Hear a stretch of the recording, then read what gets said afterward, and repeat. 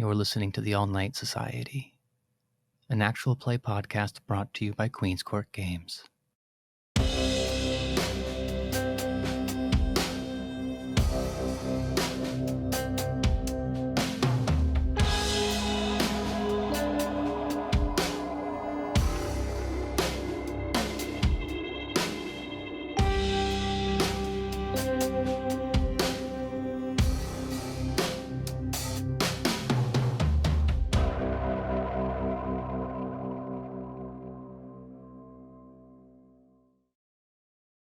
Night falls over the streets of Chicago, and one by one the kindred who called this city home begin to stir from their respective slumbers. It's not an entirely uncommon feeling that during the day sleep your lair has been somehow disturbed, although I doubt that ever makes it any less unsettling. Tonight, at least, that lingering dread leads to nothing more dangerous than a folded letter, perhaps found adjacent your bed, perhaps handed to you by an attentive servant, and for once, this missive does not come from the prince. I wish to make good on the boons owed to me. 1 hour after sunset, you will meet me at the following address. Park in the alley behind the house. Use the back entrance.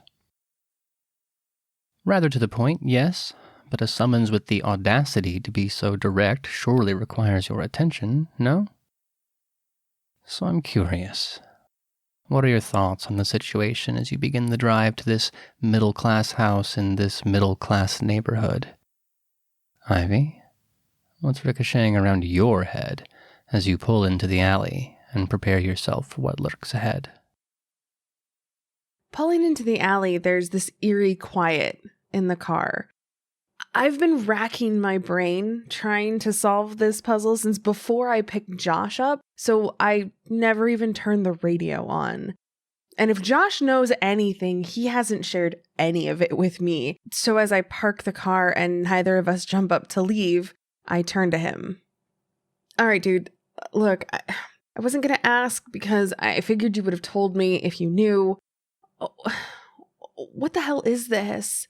I don't know what we're doing here. I don't know what boons are being cashed in right now because I know who I owe favors to, and Annabelle would not have me meet her here. I have been sitting in the passenger seat with a furrowed brow and a thinking gaze into space pretty much the whole ride. As Ivy speaks to me, I glance at her and then continue just staring out the windshield. I don't know what to think about this. I don't owe favors to anybody. And yet, here we are. Well, great. That's just great. We're about to walk into a situation directed here by somebody unbeknownst to us that we apparently both owe favors to. Great. There's no way that this could possibly be a trap. Well, hey, look at the bright side. If there were anyone you were going to wander into a trap with in this city, I'm sure, Josh is at the top of your draft card, right? Yeah, I guess. Yeah. Pound for pound, the man can solve problems. Yes, there are definitely worse people to be tied up in this with. As Ivy finishes her statement, I unholster my handgun, check the magazine, do a press check, make sure there's one in the pipe, reholster it, draw my jacket over it. Well, you or me first. Oh, you, obviously. I don't lead the charge here. You're the one with the pistol. I was rather hoping you'd say that. So what are you thinking, Josh? Nice little crack open the door and peek? Full blower, kick it down, hands in the air? I can only assume we were spotted as soon as we came within 3 to 4 blocks of this place. So there's no reason to peek. There's no reason to assume anything that I'm going to open the door to a 12 gauge in my face. So as soon as the car door is open, I don't sprint up, but with some alacrity I stride up to the building, throw open the door, and bring my handgun to bear. Whoa, Josh. Calm down, Who is buddy. it? Who is it? It's me. It's fucking Schmendrick. Put the gun down. That's not what I... Who... Who has you captured? No one has us captured. Come inside. You frickin' don't let the neighbors hear you. What the fuck is going on right now? Well, you've certainly startled everyone in the room. There are 2 people sitting at a large dining table. One happens to be your friend Schmendrick. The other you'd recognize as Alexander Scott. I'm honestly unsure of what to do. Like, I don't think I've even put the gun down all the way. This is just so against everything I could have expected. Schmendrick, look, I've checked out the place. Holy shit! Okay, Hound's here. Mr. Sir Hound. Whatever these people are doing, I had nothing to do with it. This is definitely not my house, but I was here before they got here. After they got here, which of those things makes me look less guilty, sir? I drop my arms to my side and tilt my head backwards, rolling my eyes as I do so. Of course, Charles is here. Of course. Oh, hey, it's the cute one. Schmendy, you didn't tell me she was coming. Oh, well, she's here. And I think we're going to have a whole lot of fun tonight. And at this point, I'm going to start bringing out miniatures from underneath the table and setting them kind of off to the side. I seem to be a little bit busy right now. Fun. Hold on. Just, can you... And I just hold up my hands and start shaking them. What exactly is going on here? What... Did you write the letter? Yeah. I'm cashing in my boons that you all owe me. Since when do I owe you a boon? Since I fixed your phone that one time, Josh, come inside. What are we doing? I do want to argue. A fixed phone is not worth a boon, but I can see fairly plainly there is not much point in it. It's gonna be fine, guys. Look, we're playing a game. It's Schmendrick, what'd you call it? Dangers and Dungeons or something? Dragons and Doomslayers? What the hell was it? Dragons and Deathbinders, actually. Dragons and What? Isn't that Satanist game? What is this nerd shit? It's a lot of hate all coming at once at me right now. Oh, but yeah. I'm sorry. Excuse me for being very, very surprised and taken aback when I get a letter of all. Like, you send me 47 memes a day on average, and I'm supposed to just be okay when you sneak into my fucking manor and put a letter on my bedside table and like just not be shocked that it's you. And then it turns out to be nerd shit. No, seriously, like, isn't this a Satanist game? Hey, have you not seen all the new superhero movies coming out and that one show, Hyper Dice or some crap? Like, look, nerd shit is the hot shit, and all the hot shit is the nerd shit. Get with the program, guys. Come on. I'm sorry. When do I have time to go to the movies, Alex? Oh, come on. Relax, Ivy. Don't you get those perfect perky tits all twisted. Have a seat. Can somebody tell me if this fucking thing is Satanist already? It's not Satanist, Josh. Besides, nerd shit is the hot shit. You've heard it fresh out of the mouth of babes. Just because he's a baby, I don't think you can. Whatever. Ivy, are we bulletproof? That'd be really cool if we were bulletproof. Well, I'll go into the specifics later, but I mean, they don't hurt as much as they would have before. No, we're not bulletproof. Oh, not exactly. Thank you. Good to know now. I reach in my pocket and pull out a phone. I open up the Notes app where it says superhero powers and names, and I put sort of not bulletproof. After leaving the note on my phone, I put it away. Okay. Holy shit, I almost got shot again. Yay. Don't worry, kid. Happens to the best of us. By the way, Charles! And I thrust my hand uncomfortably close to you. This just gnarled, twisted, like the roots of a tree fingertips with just the filthiest nails you've ever seen. I finally have the presence of mind to reholster my handgun. Alex, good to see you again. Charles, a little bit less so. No, come on, buddy. We've had good times, haven't we? Name one. There was the, shit. Well, luckily we have a chance to make good times tonight, I say as I bring out a Dungeon Master's screen and use it to obscure my dice. Oh, I wouldn't worry about it. I mean, I'm sure there's been something. Hey, by the way, you want a snickle? Do I want a what? A snickle. And I will reach into my pocket, obviously not wrapped in any way, and pull out a dill pickle sliced in half with a Snickers bar smashed between them in a sandwich form. Even when I was alive, no. I just take a look at it, pull out a chair, and take a seat. All right, your loss. And I don't chew it. I just take it as one whole object and then just slide it down into my throat. No chewing, no even swallowing motion. It just kind of falls into the stomach. Is Charles making eye contact with anybody as he does this? I am now. About halfway through, I just turn super slowly towards Ivy and give a dramatic, obvious wink. Great. So as I sit down, I see the DM screen, the miniatures, the dice, everything like that. And I slowly nod and say, no, this is definitely the Satanist thing. How could it be Satanist? The character I picked out for you is a paladin. You are a holy man. Welcome to Dorian Bladehammer, and I'll hand him the crisp, freshly printed off character sheet.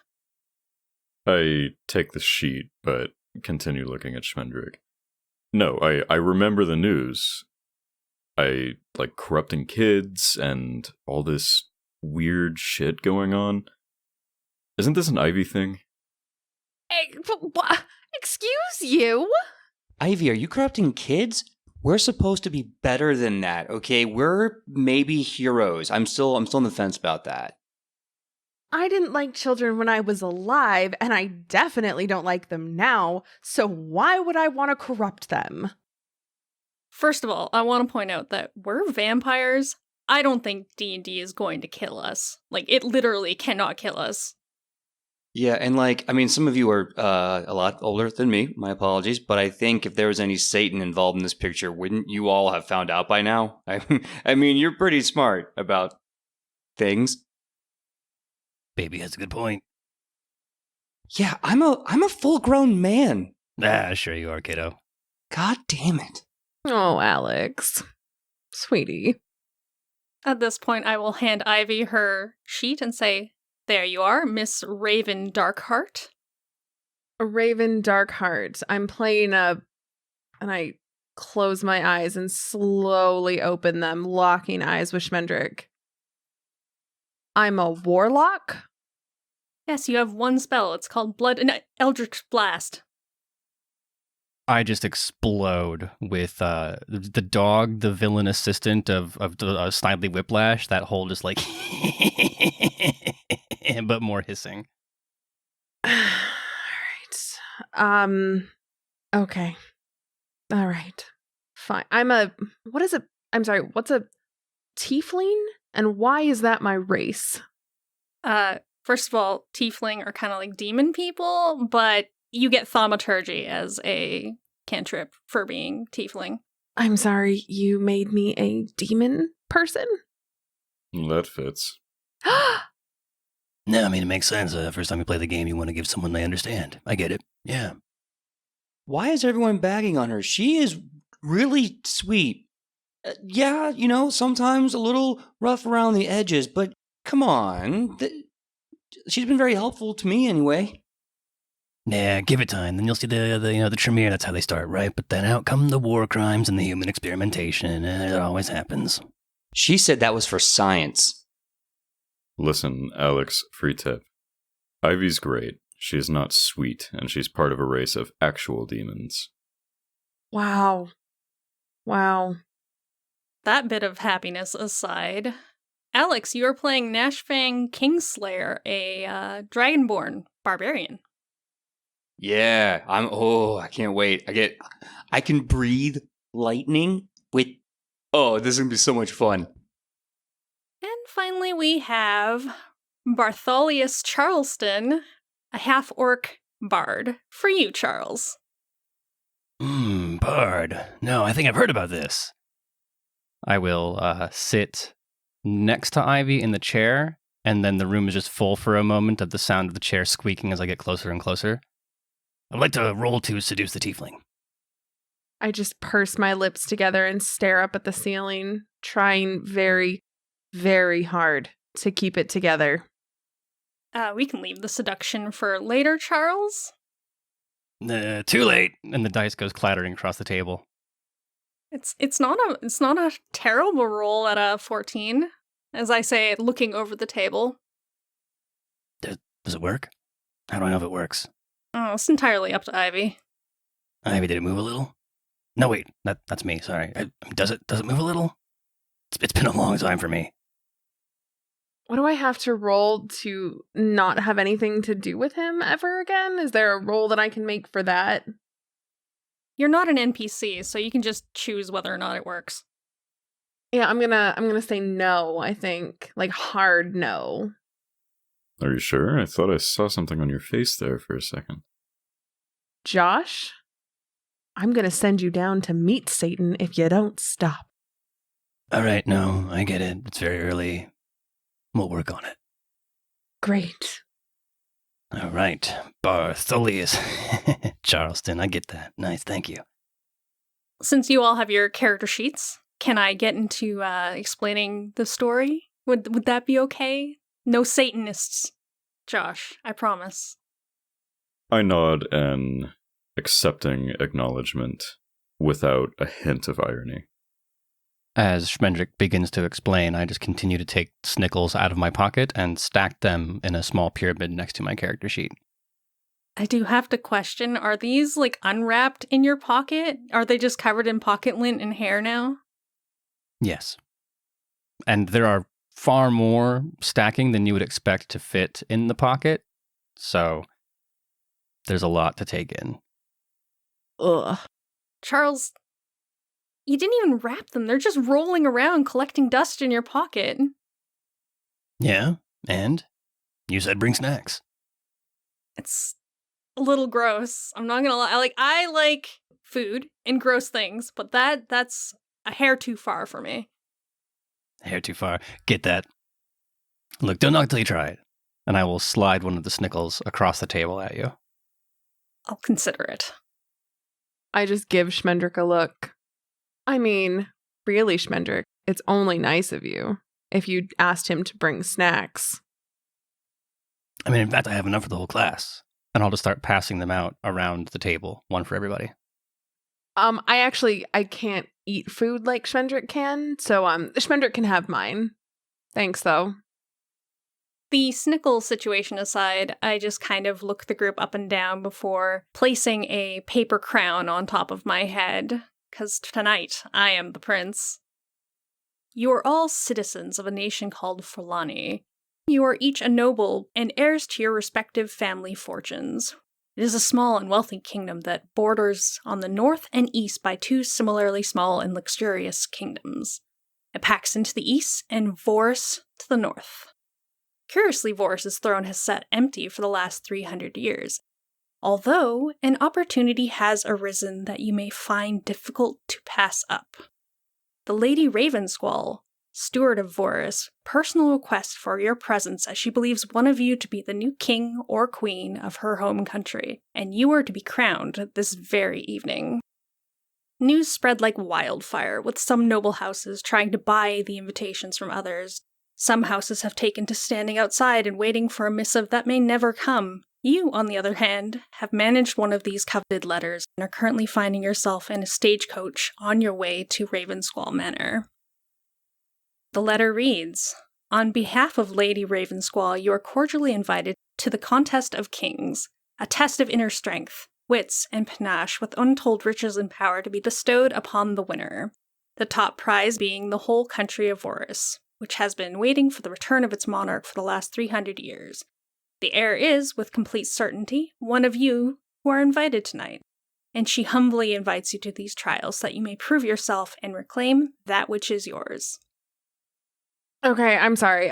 Can you just like simplify? Like, what am I doing exactly? You're walking into a trap is what you're doing. This is rather transparently a game to eliminate all potential noble and political rivals. Okay, contest of kings. Let's just take a step back and let's try to yes and this a little bit, right? Like, we could have fun here. Maybe we'll get into some fighting, have some mutton. I'm sure Charles wants to roll to seduce, and we'll have some fun. Yeah, baby's right. I'm here for this. Which of us is the king again? How do we find out? I don't know. I just know that I'm a dragon, and I could shoot dragon stuff out of my. So Schmendrick, vampire master, whatever the phrase is. So what are we doing? I was taking a moment to be amused by Josh's complete overreaction, but all of you are gathering on your way to this manor so that you can try and prove yourself king of Vorus, or queen, as the case may be. Oh, yeah, no, I've heard about this. We all meet in an inn, right? Not in this scenario.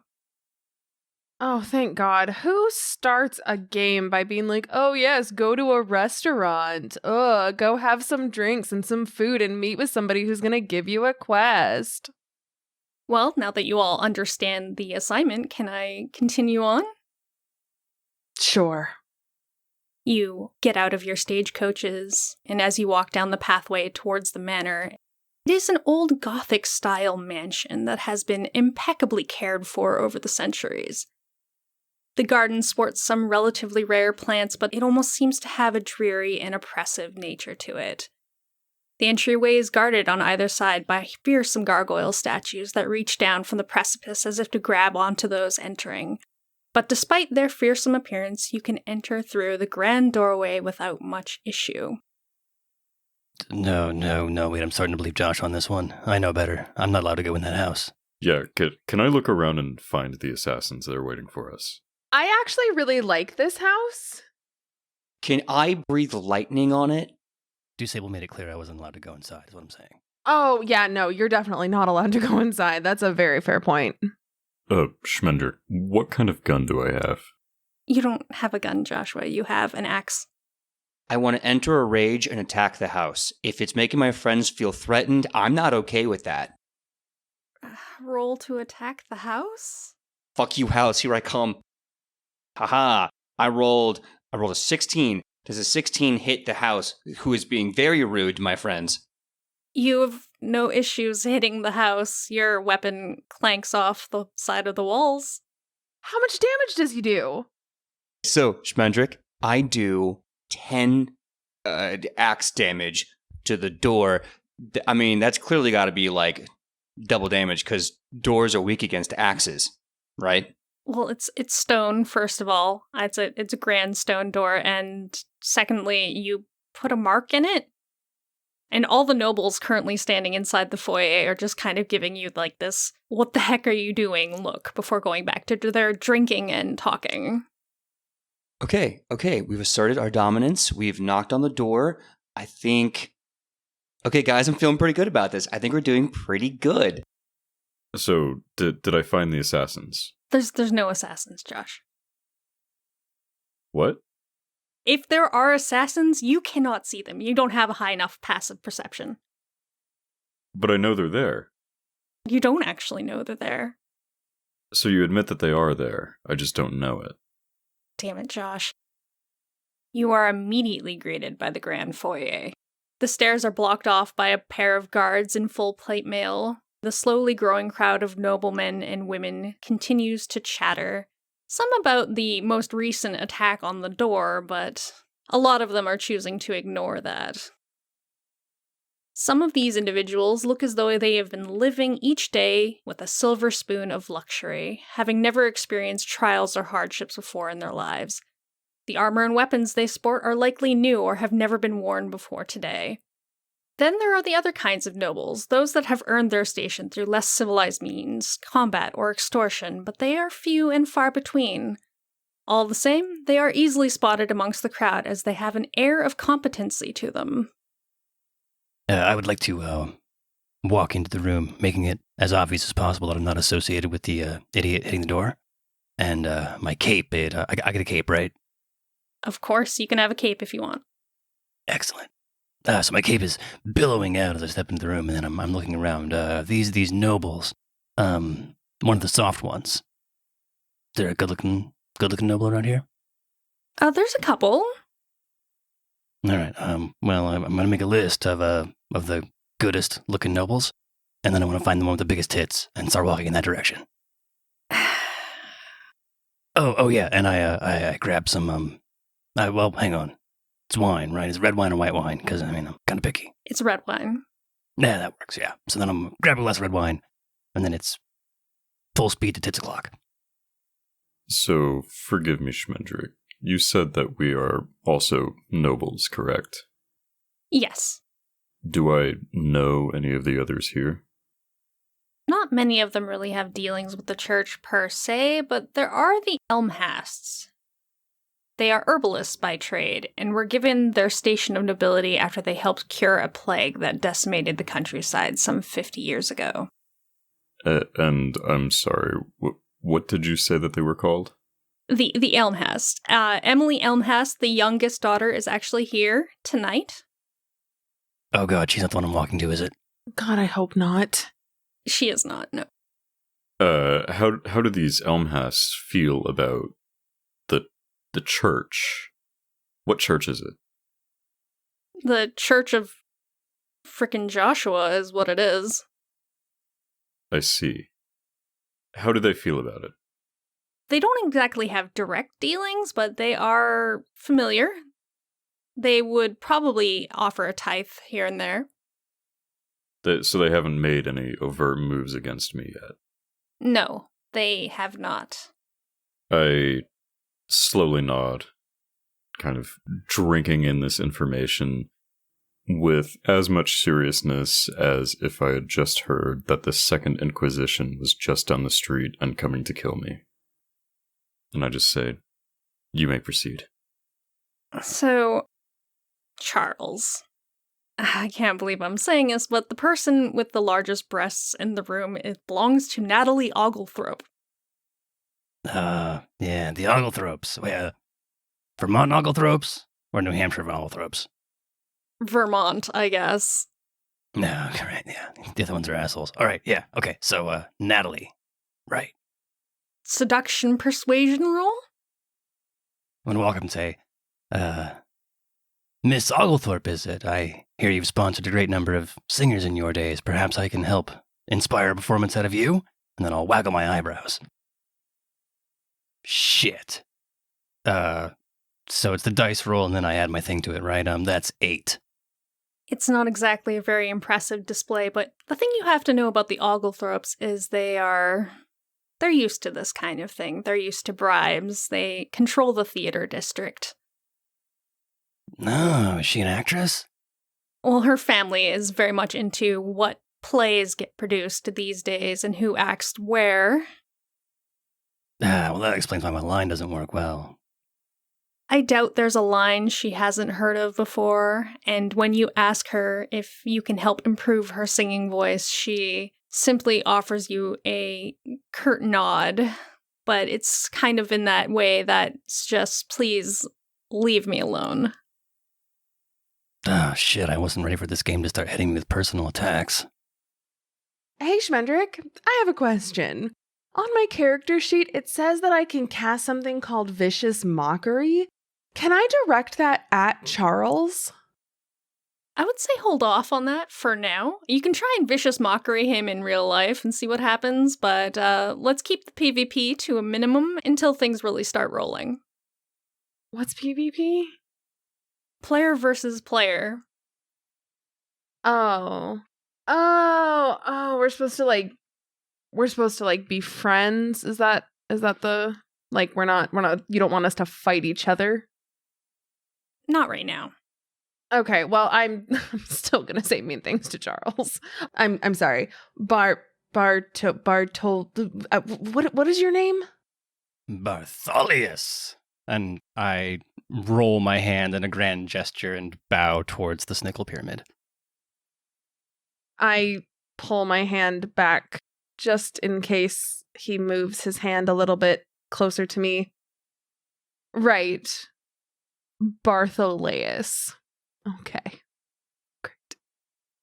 So, I was wondering, Dungeon Master, is there a big, strong-looking warrior, such as myself, there? There is, though not exactly on the tall scale. The most prolific warrior here is a dwarf by the name of Claiborne Helmfast, of the Helmfast family. They are armorers by trade, but as of late they've been earning their money through the guild primarily. The guild, as you might expect, controls everything. Who gets what resources in, what metals, and who gets to actually practice in the city itself. Oh, okay, cool. I'm gonna walk over to him, as a Dragonborn, and I'm going to say, oh gosh, what does a dragon sound like in Dungeons and Deathbinders? Hello, my name is Grinfang Kingslayer. Well met, little man. And I stroke my beard because I totally have like a really awesome beard. It doesn't say it on my character sheet, but like in my brain I have one. Anyway, so I start stroking my beard, and I'm like, And then I challenge you to a sport of contest for the throne. For I was the one who I punished that door. As you start stroking your fingers through your beard, he does the same, an eyebrow slowly raising on his face. He'll give you the courtesy of clasping arms with you in the standard warrior greeting, but he tries to talk you down a little bit and he says, I think there'll be plenty of fighting later on. Oh, that's right, because we're here for the contest. That's right. Okay. Yes, you make a fair point, brave warrior. I will reserve my resources then. But in the meantime, should any doors raise their ugly heads, I shall smite them down. Is this how barbarians talk? I don't know. I think you're doing fine. You're doing a great job, Alex. Heck yeah. All right. Yeah, I mean, the point of the game is it's fantasy, right? That's why, like, I can be attractive, Ivy can be not a bitch. Wow, Charles. Was that too far? That's the line. I don't even give him the time of day. I just ignore the comment. Water off a duck's back. That's what hurts the most. In fact, okay, look, it's not fun for me if you don't react. You know that, right? Yes. Oh, I love it when you play hard to get. Anyway. I see on the map that there's an upstairs. Is that correct? There is, but it's guarded on either side by men in full plate. Are those three-headed dog statues? They're actually bat statues, but I didn't have that resource when I was making the map, so... I like the bat look, personally. Can I walk up to the guards and ask if I can go upstairs? They don't respond. No, I get this, like Elysium ghouls. Sure, yeah. At this point, the lady of the manor places her goblet onto the railings of the dais and spreads her arms wide in greeting. Hush falls over the room as she begins to speak. The tenor in her voice is as sweet as a songbird, but with the unmistakable drip of venom to it. Welcome, children of fortune. It is with great pleasure that I invite you all into my home. I have such high hopes for all of you. Those of you that have considered the offer to be a hoax, I can assure you that one person with us here tonight is indeed the heir to the throne of Vorus, and I, the steward, am here to judge the outcome of this event. She's going to fucking kill us all. All but one of us. I'm sorry, Schmendrick. It's okay, Josh. I mean, I expect as much from you at this point. Anyways, The road to leadership is not an easy one. One must be willing to do unscrupulous things to earn their way in this day and age. One must learn to cut out outside influences and trust their core instincts. Have the will to carry through seemingly impossible obstacles, and should the situation require it, debase yourself and crawl in order to reach your goals. Murder and foul play are not beneath you, so embrace it. If such hardships and trials are not to your liking, you are, of course, free to leave. And also a little bitch. A crown is a heavy burden, and not everyone is suited to wear it. At this point, she will gesture towards the door and takes a moment to wait for anyone to leave that feels as though that is the correct decision. And if you do, they'll trickle out. 1, 2, 5... And when it looks like no one else is going to leave, she speaks loud enough so that those heading out the door can hear. Cowardice does not become a leader. At this point, the front door slams shut, an ominous clicking sound into an otherwise silent room. There is but one thing I will mention before we begin. You must find the word of power to open the secret door. Once you have it, you may advance to the throne and defeat the usurper that stands before it. Without further ado, let the games begin. As she finishes speaking, I nod. A usurper. How do you feel about that, Ivy? Like the motherfucking queen, obviously. The queen of stolen thrones. It's because, the whole, Diablo thing, he's talking about how, the Tremere are a bunch of usurpers, so it doesn't seem like you get it. I drop my pencil on the table and hold my head in my hands. Charles, I get it. I understand. So I just witnessed a lot of things that make no sense to me. What? What was Dibleizer? What? Nothing. That's a big kid word. Again, whole man. I am a whole man here. You're a whole man and a whole baby vampire. God damn it. Relax, kid. I mean, when were you born? Like 1995, 97? No, in 1989. Oh, fuck me. I'm sorry for a whole 6 years. Yeah, it's all right. It's all right. You want a sippy cup? I can put a sniggle in it. My son was born in 88. All right. After her speech, the lady claps her hands and the house begins to kind of creak, groan, vibrate. The floors beneath your feet begin to glow a sort of purple. Then inky black arms start to grow from the floor and latch onto, or attempt to, and... Wait, hold on. Maya's not here. What is happening? I was inspired. Ugh, disgusting. Continue. I knew it. This is where it ends. Yeah. See, and you thought it was a Tremere, and really it was a Lasombra the whole time. It's literally just Maya running the whole show. She is indeed Lady Ravensquall. Maya is the house. And that, now we know why the house took damage. Oh my god, it's all coming together. So wait, if I attack the house, I hurt Maya? Is this like some... Yes, I think so. That's what I think anyway, based on what's happening now. I get it. The usurper is the house. We gotta kill the house to kill the usurper. Guys, I'm onto this. I'm gonna start getting to work right away. Can you guys shut up so I can hear the rest of this, please? Oh my god. As these inky black appendages reach up from the floor to grab you, do you make any attempt to resist them? I instruct my axe and start swinging. Sure, give me an attack roll against the arms. How do I do that?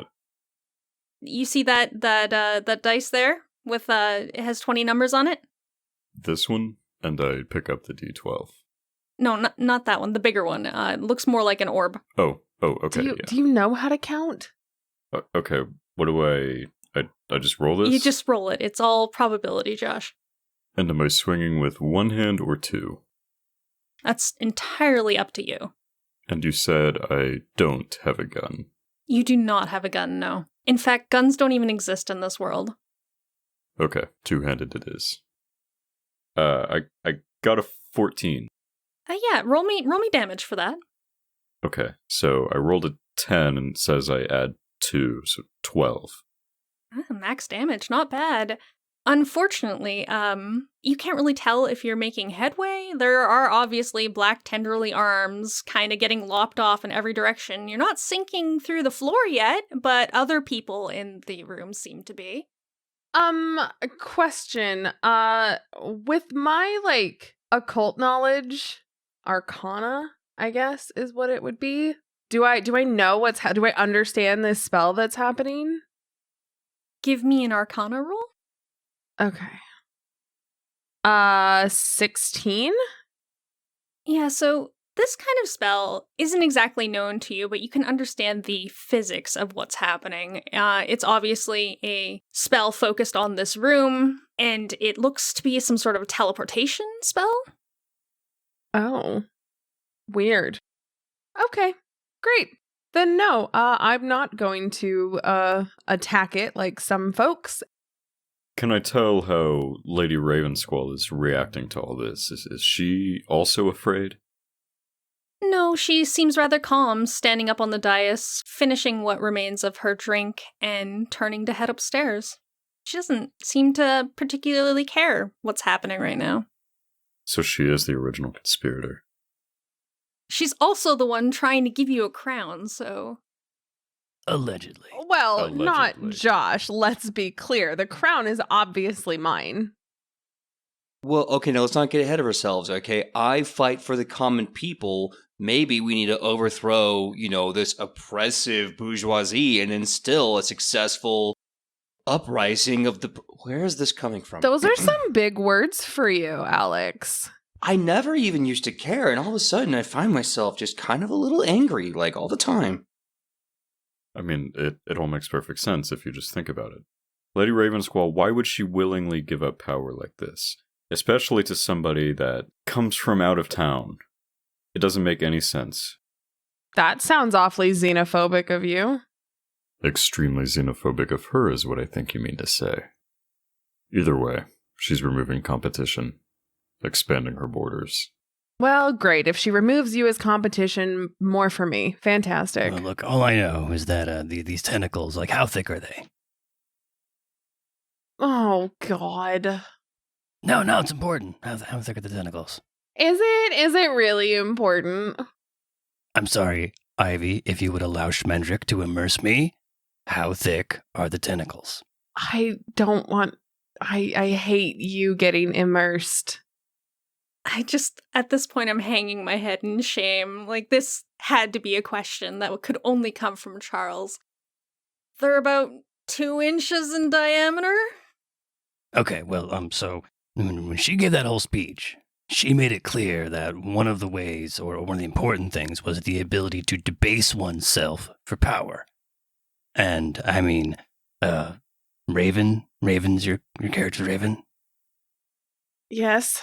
So Raven, she's not freaking out, and she's the smartest person in the room, because that's the fantasy that you want her to play as the character. I get that. So, she's not weirded out, and I have to debase myself. I think the appropriate move here for me is to seduce the tentacles. Charles, how are you going to seduce tentacles? My guy, they don't have ears. At this point, I take one of the snickles off of the table and perform a very elaborate pantomime. Oh, God. Oh, I'm actually kind of morbidly curious. Come on, Charles. No, I don't... Oh. He asked, Yeah.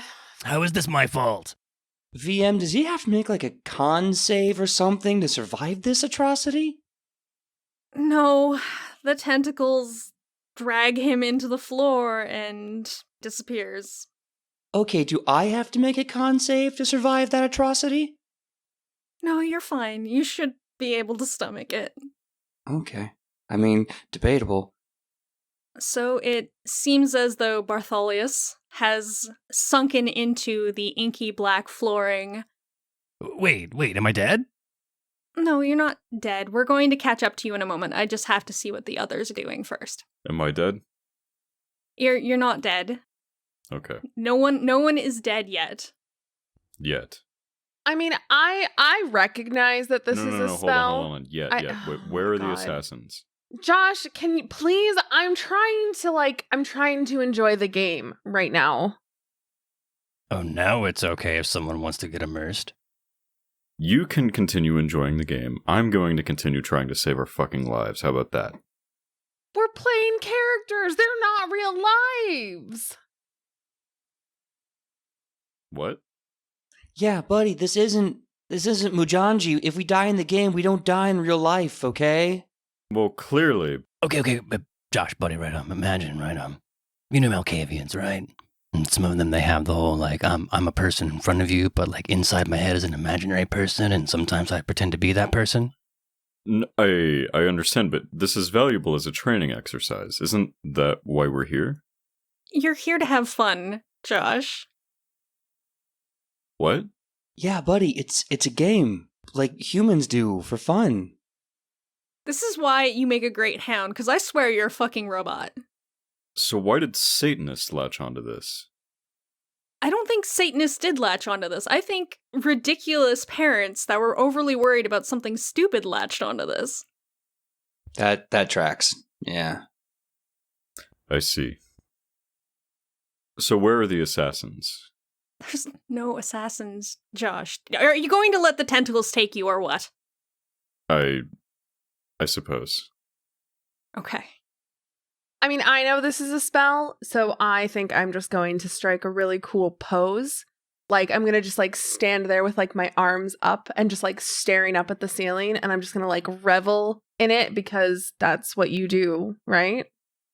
Yeah, that actually sounds really cool. I love the idea of your character just basically posing as she sinks into the inky blackness. Thank you. So, where do they take us? So, seeing all of this, Alex, what does Nashfang Kingslayer do? Is he going to continue to fight, or trust in what the others have done? Nashfang Kingslayer is going to learn, like his true god, that he adores, the grand, the wonderful purple dragon, the purple worm that teaches him to love. He will take a deep breath and let the tentacles do the tentacle thing. And I will take a small moment of prayer. Do you hear it? Do you hear it when you say it? What are you talking about? Hear what? Nothing. Never mind. I'm talking Continue. on my character sheet. It says I'm an acolyte and I'm a true believer, and it doesn't say who that is. So I think it's a god of love and friendship and togetherness. The great purple dragon, Barnini, and he inspires me to do better. I'm covering my hideous fanged face with both hands to contain what wants to come out of my mouth. At this point, I'm just kind of switching the maps out to the next layer and trying to ignore what's happening around me. I'm sorry, VM, just my character sheet. It didn't say who my deity was, and I'm just kind of first thing that popped into my head, so that's what I'm rolling with. Barnini? Was that it? Yeah, Barnini, Barnini, the purple The dragon, purple dragon of love and friendship. Does he have like green spots? Yeah, it's to remind us that envious and jealousness is always possible if we don't love right. I want to make super clear that, like, while this exchange is happening and while Schmendrick is switching the maps out and everything, you'll all see Josh, like, not frantically scribbling, but scribbling with some alacrity. And if any of you bother looking at my notes, you will see I've already drawn, like, a full, like, web from, like, the 5 characters I know. At least he's into it. The 4 of you find yourselves safely teleported into a room. It seems to be a children's room. There are toys and a crib, as well as a mobile spinning about. And I kind of give Josh this nervous look, like, oh, fuck, I shouldn't have added children in. I have, like, full 1,000-yard stare. Okay, 1,000-yard stare is better than losing his shit, so I'm going to continue. The room, however, is not as well kept as the outsides of the mansion would suggest. There are cobwebs everywhere. The mobile is slowly spinning. It's tilted just a little bit. You get this really eerie vibe from the room. And right above the cradle itself is a giant tapestry with R on it. To the north, there is a door that you can exit this room from. If you dare to look outside, there is nothing but pitch black. Okay. Hold on. I have something called dark vision. So does that mean that I can see in the dark? That cuz you just said it looks really dark, but if I can see in the dark, right? Yeah, you don't actually need to use dark vision here, because this place is still lit with candles and lanterns. The outside, however, your dark vision does not seem to penetrate. Then what's the point of dark vision? If I can't see in the dark and there's dark, it feels like a really kind of useless thing. Hold on. Because of your successful Arcana check earlier, I can tell you that this is a similar spell to the one used on the floor in the foyer that is covering the windows. Oh my god, it's just more Lasombra bullshit. All right, so this room, how big is it? From side to side, front to back? This room is about 20 feet across. It's not especially large. It's definitely made for a younger person. And I try not to mention child again and give Josh another look. Can I look for any signs of trouble or struggle? Try to figure out if something might have happened here. Nothing you can really tell. It just looks like an old room. The other nobles, short one, big tits, they're not here? It just seems to be you four. It's possible that the others have been broken up into different areas amongst the house. Probably similar teams. What happens if I try and open the door? Do you? Because it's not going to resist. I mean, if there's nothing of interest in the room, we should figure out what we're doing. So yeah, I'll open the door. So in the next room, there are a couple of beds. This was likely for the servants of the manor back when this place was in its heyday. It is similarly covered in cobwebs. I don't understand why they don't clean this.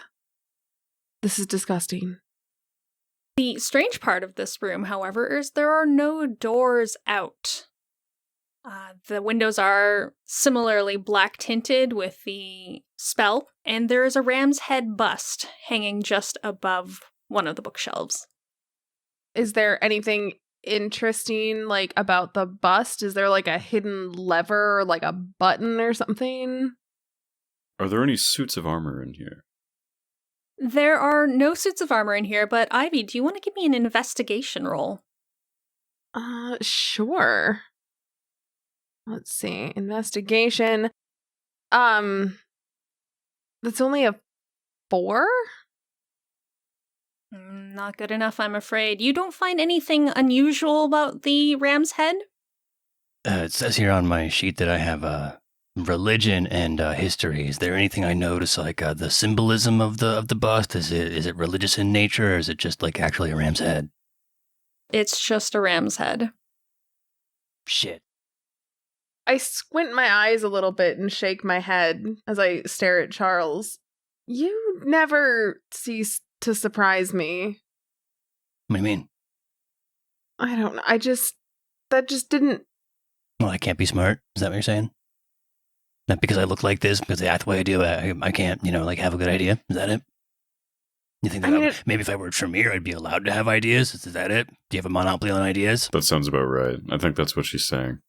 You wound me, Ivy. After all we've been through, and then you treat me like anyway. You know what? I'm not going to let you do this to Schmendrick's game. Schmendrick, please continue. Real fast, I'm sorry, Schmendrick. Can I look around for the assassins? Do I find them in here? Unfortunately, Joshua, there are no assassins in here. You notice as you walk, you are disturbing the dust that is laying on the floor, and as you observe that, you realize that you have been the only people in here in some time. So if there are assassins, they have been waiting 30 years for you at this point? You can never underestimate the dedication of those who wish to have power at the cost of others. What do I find under the beds? The most vicious dust bunny you've ever seen. I see. Hey, VM. So I'm just thinking about this, right? Like, so this house isn't like the Ram's Head Manor or something, is it? No, this is literally the Ravenswell Manor at this point since she's purchased it. Oh, okay, cool. All right, so I had a thought. I'm big and strong, and I'm thinking Rams like the Ram stuff, right? Like that's what they do. I'm wondering if there's like a weak wall or something, and you see my character pull out his great axe, and he says, "I, Grimfang Kingslayer, I'm tired of these games." and I'm just gonna start going ham all over the place. I thought your name was Nash Fang. Yeah, it's Okay. Nash. Yeah, okay. I just want you to keep it straight. Right, Grimfang. It doesn't really matter what your name is. I just need to know which wall you're attacking. Excellent. Okay. I look around at this map that I see in front of me, and I start to realize that I am in a plethora of options. I think it's called a target-rich environment. Ooh, I'm gonna hit the one with the big R on it. That leads directly outside. You don't want to go there. Like you can see the windows. Oh, okay. I want to hit this one by the very ornate rug in the smaller people's room. Through trial and error, Nashfang, Grimfang, whatever we call him, is able to find the weak spot and open up the passage to the next room. Wait, okay, so this wasn't like I thought that this would be more like solving puzzles instead of just like brute forcing it through. But is that Ivy, the puzzle was violence. I don't think the puzzle was violence. It sounds like the answer to the puzzle was violence. And I don't see how those two things are different when I'm asserting dominance on a wall like a door but without hinges. Yeah, buddy. No, I like the energy. Master this house. Show it who's boss. Yeah. Okay, cool. Yeah. So now Kingslayer's feeling good about himself. Is there another wall that dares to stand before me? It will not stand for long. You've destroyed many of the walls in this room at this point, but to your surprise, the wall that was vulnerable to your attacks in revealing the next passage was directly under the Ram's Head bust. That makes sense. Yep. So the next room has a snake motif carved into the floor. It is a long corridor dotted with these full-length mirrors that sit just a foot and a half off the ground. Oh, wait. I'm starting to remember some of the things I've been hearing about my new condition from Ivy. We don't have reflections, right? Maybe we're not supposed to be seen by the mirrors. Like we scoot on the ground like a snake. No, I said some vampires have issues with mirrors, like Maya, but no, we still definitely have reflections. Oh, okay, cool. I get out my phone and I open up the notepad and I write, vampires can have reflection. And now erase that from your phone because I get in trouble for this shit all the time for just like saying that I like a smoothie. Oh, yeah. I go back to my note app, I start deleting furiously, and then I make a new note. Make no more notes and delete this app. You didn't go over the first rule, did you? No, we did a lot, actually, and frequently. There's a lot of first rules. I'm sorry. There's literally one first rule. What's the first rule again? Don't tell people you're a vampire. My phone is not a person. And these paranoid old they don't want us using technology at all. So that puts me in an awkward position and it pisses me off. But that's neither here nor there. Yeah. Snake room. Yeah, so you have like 5 mirrors and like 2 of them are broken. What's the deal with those? Well, only one is broken, and that's the one tipped over onto the floor. It does actually have a little bit of blood leading towards it. The rest seem to be rather pristine. Where's the blood leading to it? Where's it coming from? Did you want to give me a survival roll for that? I don't have 10? I don't have very good survival skills. Yeah, that has a lot to do with tracking. Warlocks are more magic-based. If you all had a ranger, that would help, but you don't. So, why didn't you give us a ranger? I thought, honestly, that a healer and a couple damage dealers would do fine for all of you, but I guess I was wrong. Regardless, you cannot spot where the blood is really coming from, but you can tell that there has been someone in this room recently. Oh, well, yeah, the idiot with the axe. Well, wait, is he bleeding? He's not bleeding. Oh, okay. He's fine. Can I move this rug? There's on the map, there's a rug. Mm-hmm. I mean, if you want to. If the snake stuff is carved into the floor. I don't know. Maybe the rug, maybe there's something under the rug? Really important question on my end. Do you stand in front of the mirrors to do this? Okay, when you ask it like that, you have to understand that part of me just wants to say no. Because it sounds really questionable. Mm-hmm. Let me rephrase then. In order to move this rug, I'm going to have to ask that you stand in front of the mirror. But you're totally welcome to. I don't want to take away your player agency. Fine, I guess I will stand in front of the mirror. Can you give me a willpower saving throw, please? What's a willpower saving? I don't have willpower on this sheet. Oh, right. No, the wrong game. Sorry. Wisdom saving throw.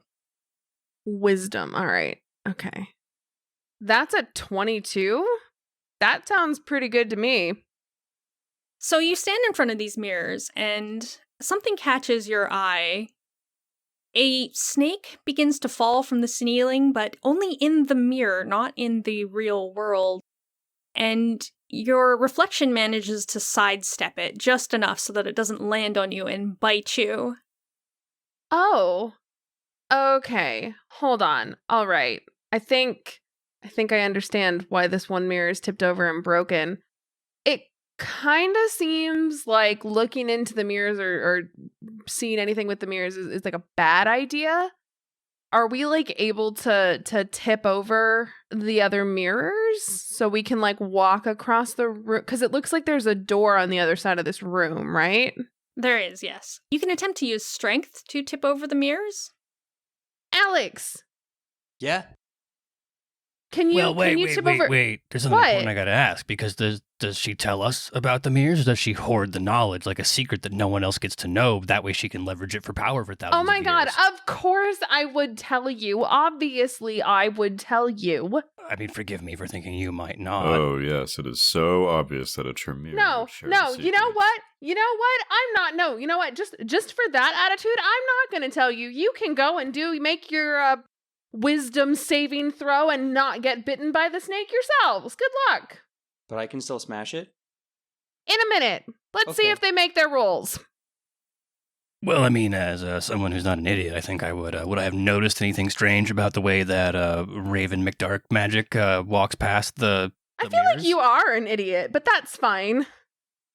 I don't know. How do you pass through these mirrors? Do you speed up, or do you immediately back out of the snake attack mirrors? I mean, well, I'm asking because if I noticed in some way that she had, stumbled into the mirror, maybe spent some time with it, if I could pick up a clue that something was amiss, I would actually use my cape to hold it between me and the mirror and keep my eyes away from seeing what's in the reflection. That would work for the later mirrors, as there's not as many, but the first one, you can only shield one side of yourself. Shit. All right. What do I see? Snakes? Give me a wisdom saving throw, please. I don't suppose that instead of wisdom, I could rely on my abundance of self-confidence, because my wisdom is not... I'm afraid not. Oh, I'm shocked. Charles isn't very wise. I got a 22. 2. I got 2. That looks like a 2, Charles. And because it's only a 2 and you fail to make the difficulty check, you take, and at this point I'll roll a d6 and look immediately disappointed by the number that pops up. 1 psychic damage as one of the snakes falls, bites you. Does it feel like an actual snake is biting me? Do I need to freak out? It does, actually, but there's no actual snake biting you. It's just happening in your reflection. Oh, but I'm still gonna try to grab the snake off me and freak and be like, oh, fuck, a snake! I'm getting eaten by a snake! Oh, fuck! Everyone hears this. So, Ivy, I say, kind of rubbing my ear, can I smash now? Yeah, I think if you could go ahead. I point to the mirror that's on the same side as the one that's currently on the ground. I think if you go ahead and smash that one or knock that one over first, we would be able to get by shielding our eyes in the mirror and all that stuff that Charles was getting on about. I, now getting the okay to go do the thing, a smile begins to cross my face as my head starts to nod in rhythm with the excitement. I then turn to the VM. Okay, so, Kingslayer grabs his great axe, and with a great smile on his face, he shouts, hippity hoppity, time to fuck up some property, and I just start going wild, wrecking everything in sight. Give me another strength roll. Okay, will do. My joyous face that stretches wide like a childish grin immediately deflates like someone stabbed a beach ball. VM, I got an 8. That's fine. They're mirrors. It's not like they're going anywhere. However, there is going to be a slight complication as you, in your overzealous attacking of this property, knock the mirrors over. The shards of glass clatter to the floor in all different directions. Oh god, they don't hit me, right? Because I'm still trying to fire the snake. They don't hit you, but I don't want to say you all failed the puzzle. Walking across this room is going to take a wisdom saving throw from all of you because there's just too many shards of glass to contend with at this point. Unless you painstakingly picked up each one and tried to avoid the snakes on the other side of the reflection. Well, I mean, wait. Because, now that I know how it works, I'm assuming I figured out by now. Maybe I am as big an idiot as she thinks I am, but I would like to think that eventually I'll realize there's no snake on me, right? Yeah, you would figure that out pretty quickly. So, knowing where the door is and also how rooms work, I could definitely, walk up against the side of the room and then going back covering my face with the cape and then inch my way along to the door without encountering any broken glass, right? In theory? I'm trying to think of what kind of role I would like for that. Let's go with athletics. If I do it really stylishly, can I use acrobatics instead? Sure, I will allow that. Okay, look, I don't know what kind of weird Tremere cursed bullshit you've done to these dice, Ivy, but I don't appreciate it. Oh, not rolling well. Yeah, when you say like that, it really doesn't do anything to diminish my theory and think that you're fucking with me here, right? Mm-hmm. No, I get that. Yeah. Letting the angry gaze wash off my face as I turn to Schmendrick, who I don't hate, I will say, I got a 9. Please give me that wisdom saving throw. Some fucking bullshit. And I will stare directly at Ivy while I roll the dice, but I'm making a very exaggerated jerking off motion to shake them in my hand. I just cock my head and just blow you a kiss as you do it. An 8. So, Charles, at this point, you're kind of shimmying across the room. When you notice the reflection of a snake coming towards you, what are you doing? Are you going to run the rest of the room, or are you going to backtrack? Oh, there's no way but forward at this point. I will charge forward and then, again, flailing, quite embarrassingly, thanks to some people who cursed ice, trying to get this fucking snake off me. Do I still make a roll because Alex broke the mirror? Yes, everyone crossing this room now needs to make a wisdom saving throw. Okay. I'm legitimately pissed because that was a good idea and I have Maya luck. I know, I'm so sorry. I got a 5.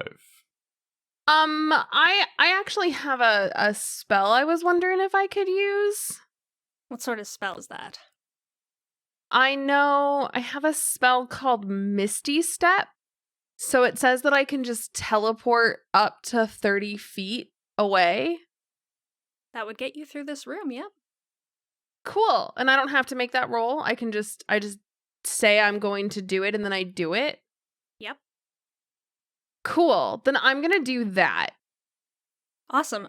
In that case, Charles, you take 2 more psychic damage as you traverse the room. Joshua, you will take 5 psychic damage as several of these little snakes jump out from the shards of glass and start biting your reflection. But you manage to cross as well. That leaves Alex. How is your character going to head across this scenario? Well, I believe as the leader of my people of Dragonborn in the community of Barnini, sometimes the best answer is just 1 point between two. I'm just going to run right through it. I'm just going to go right through it. Give me that wisdom saving throw. Okay, so what's it mean when it's only a 1? Not good. It means you've critically failed, but this isn't a scenario where I'll double that damage. You're safe for the moment. Okay, what the fuck? You will, however, take 5 damage. Oh, okay, yeah, I can do that. No, what kind of wounds do these snakes leave? On your body, it does not leave any wounds at all. This is psychic damage, purely within your own mind. So brain damage. That's not what I would call it. It's more spiritual. So I think I've taken 5 damage. Okay.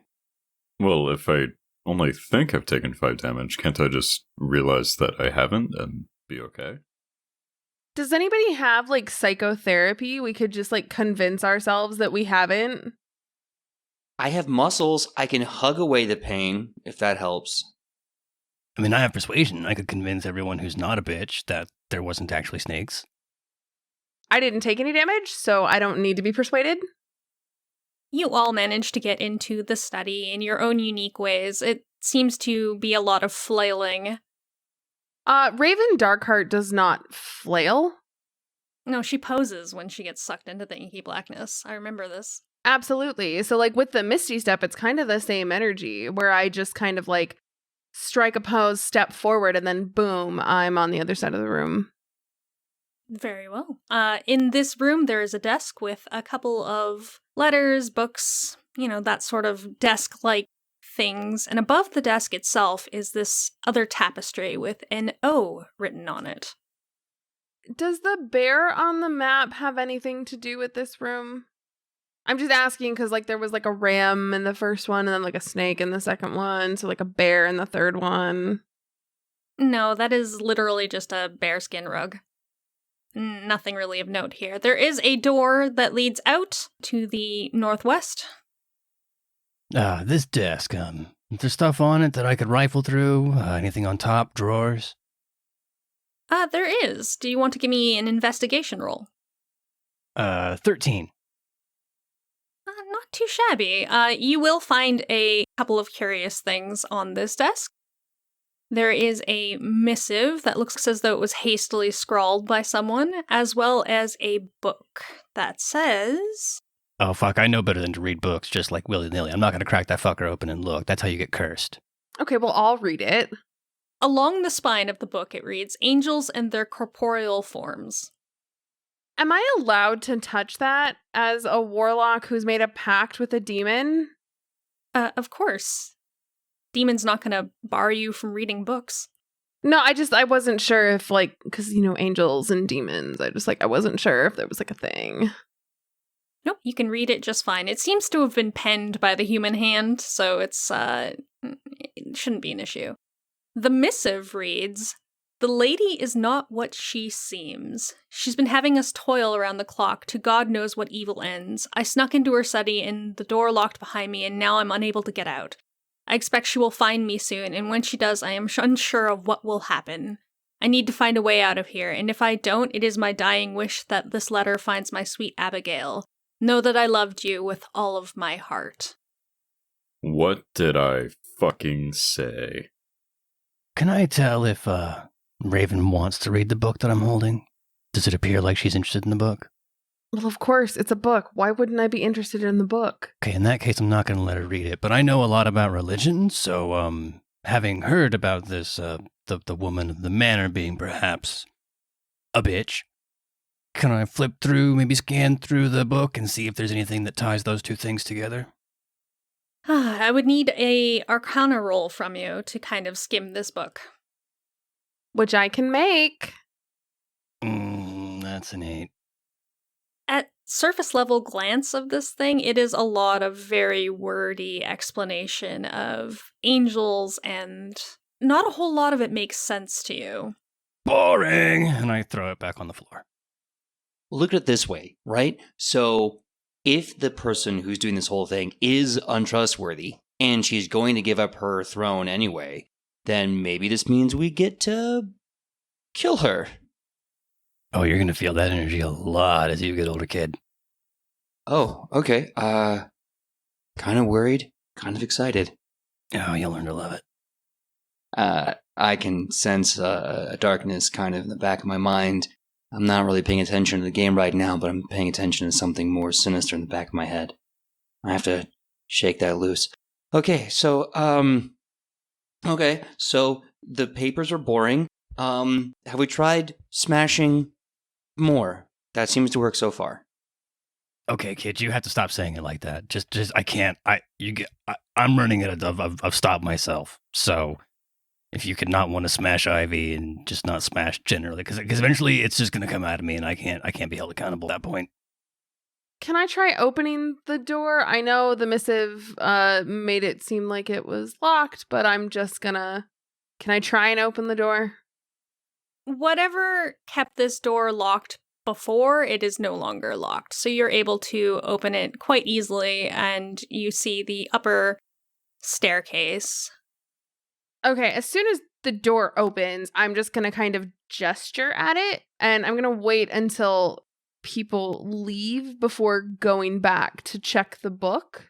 Because I don't want to go for it now, because I don't want to give Bartholius a reason to, try and stop me. Sure, that's perfectly okay. I will describe the next room. There are some guards that you saw very similar to the ones that were downstairs, but also you kind of get this immediate bizarre humming sound. You're not entirely sure what that's coming from. I would like to turn invisible and walk out into the halls. Charles, you can't turn invisible. Not yet. I think that's a higher level spell. Bullshit, I can't. And I obfuscate. Oh, jeez. Oh wait, can I do that too? Like genuinely, I don't know what I can do yet as a vampire. Probably not. I'm not going to lie. Now that it's happened, I think the only worse thing than seeing Charles is not being able to see Charles. So as Josh says that, actually, I will break obfuscation because I'm holding a snickle in my hand and then just rubbing it softly against Ivy's cheek. But I'm looking at Josh and I say, why say that? Oh, God. I raise a hand and just start pushing the snickle and Charles's hand away from me. No, you don't like that? Surprise.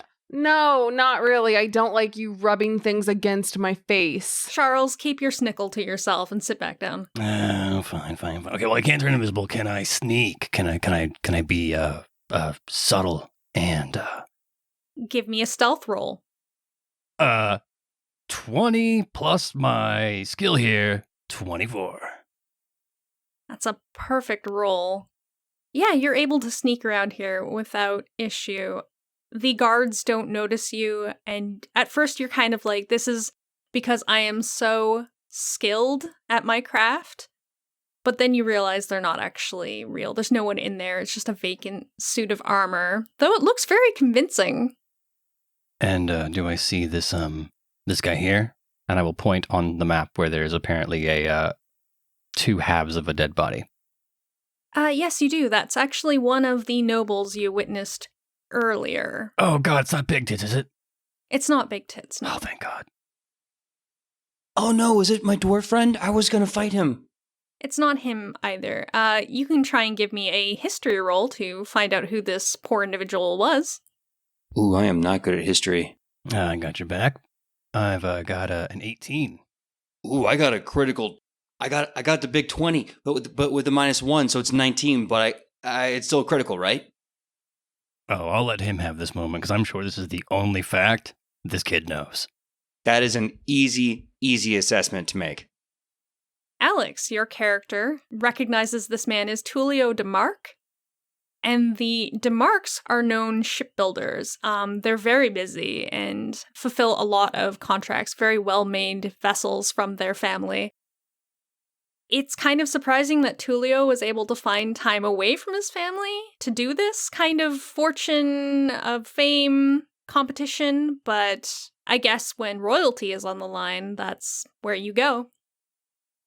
Okay, great. Thank you, VM. So I say in character, This is the this is the house builder, the boat builder. He would make great crafts that my people would sail far and wide on, but he must have been summoned, and even though he never gets free time, he made the time for the competition, and Barnini, damn it, he's already dead. Can I tell what killed this guy? Give me a medicine roll. 4. Yeah, you had a really good roll earlier, but it seems as though your dice are back to being hexed. Yeah, I had a good roll as opposed to many good rolls, and I'll turn to Ivy. You wouldn't know anything about that. You're sure you wouldn't lie to your friend Charles, would you? No, of course not. I kind of stroke my chin and say, can I try to take a look at him also? Of course. It's clear that Bartholius is not getting anywhere with the body. That came out wrong. Just give me a medicine roll. I got a 17. So what you find out about this fellow is it seems to have been that he's fallen from a great height. How high is the ceiling? Not high enough to do this sort of damage. Is there any kind of hole in the ceiling where it looks like he's come through? No, that's really weird. The two guards here, do they appear to be, like, the same as the ones downstairs? Yes, exactly the same. But there's... So the ones downstairs were fake, too? Yes. So I could have just walked past them. You coulda. I tucked that information away. From this situation, you have a couple of options. You can either go downstairs towards the humming noise, or you can go to a room on the east or a room on the west. Did I get anything from the book? Give me an Arcana roll. All right. See if I can do this better than Charles. Ugh, I can't. More of the same. It's a whole lot of research, a lot of things you don't entirely understand. Given time and concentration, probably, but right now it doesn't mean a whole lot to you. What can you tell me about the spot with the O on the wall? It's just another tapestry like you saw in the other room. Like, is there anything, like, weird about it? Give me an investigation roll. 13? Not bad. Not good enough to really put the pieces together, but it doesn't seem to have anything weird about it. So, what about this door next to our friend here, our defenestrated friend here? Do you enter through that door? You know, at this point, this house is getting kind of creepy. Maybe I put an ear up against the door and listen to see if there's someone being hurled out of a tall place inside. Give me a perception roll. Okay, you know what? This is bullshit. 1, that's a 5. 2, and I reach over and I swap my dice with Ivy's. What? What does it matter? It's just dice. Dice is dice. That's exactly what someone who would curse my dice would say. Now, if it's not a problem, if they're not cursed, then why would you care if we swapped? You know what?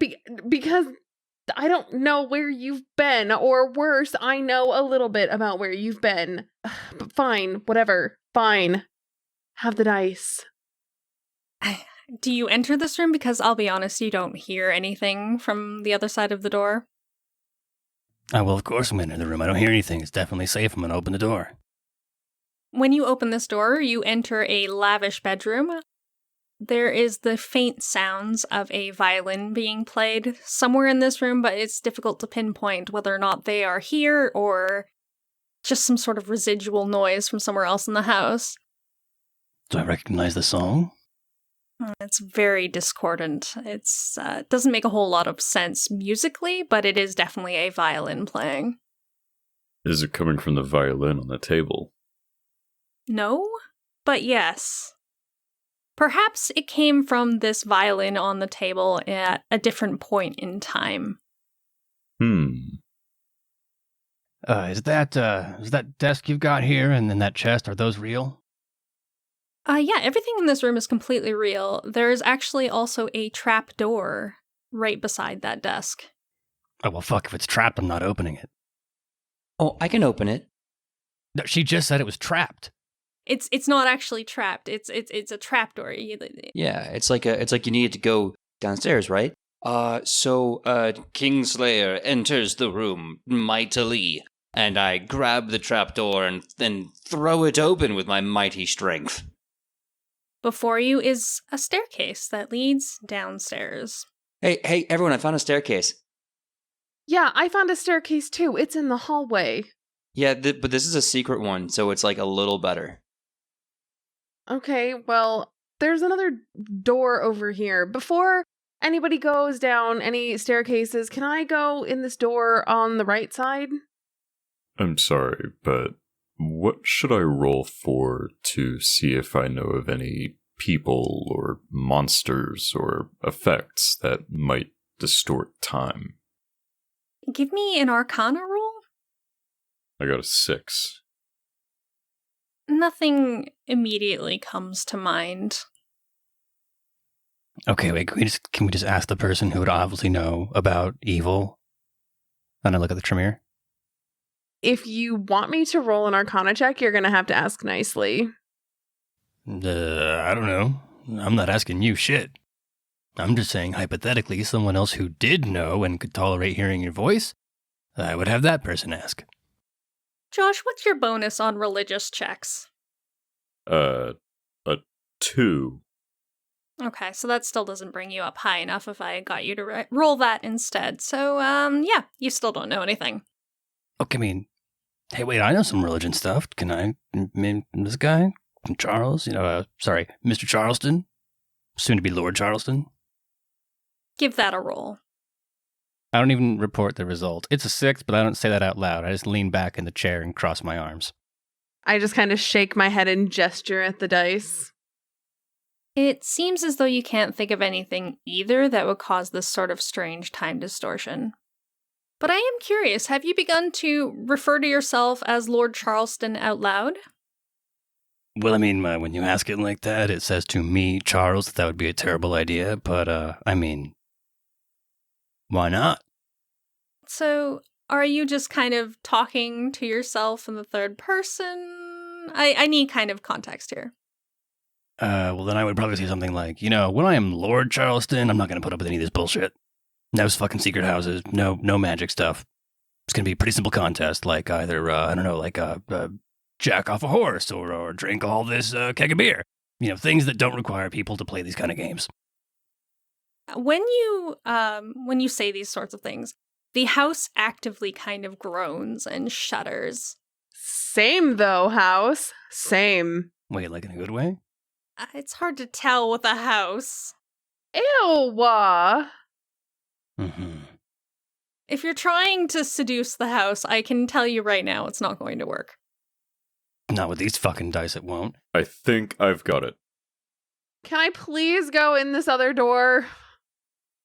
Yes. Okay, let's resolve this room first. And then, Josh, I will love to hear your plan. Well, I'll give it a couple more good Lord Charlestons. Maybe one time with like a nice hip thrust and another time a salute. Just trying to see if anything changes.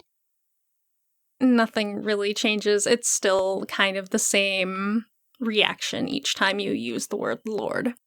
Does it, every time we get a reaction from the house, does it kind of feel like the house is like maybe rolling its eyes? No. Sure. All right, well, I'm going down the secret staircase, but first, I think little Miss Impatient over here has something she really wants to talk about. Yeah, the other room that you just ignored.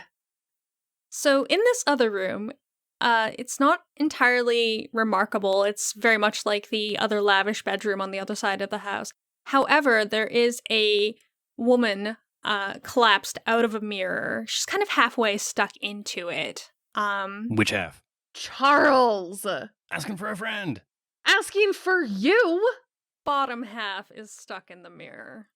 Do not. I put up my hand. Do not. We are... Schmendrick, please continue. She's dead. I continue to put my hand up in front of Charles's face because I know that fact would change nothing. That's really all you can tell without some sort of medicine roll or something like that. Okay, I don't have really good medicine, but it feels like Arcana would make sense because, like, it feel like it's a magic mirror, right? Could I make that argument? Sure. Give me an Arcana roll. Oh, hey, look at that! I got a 22 with Charles's dice.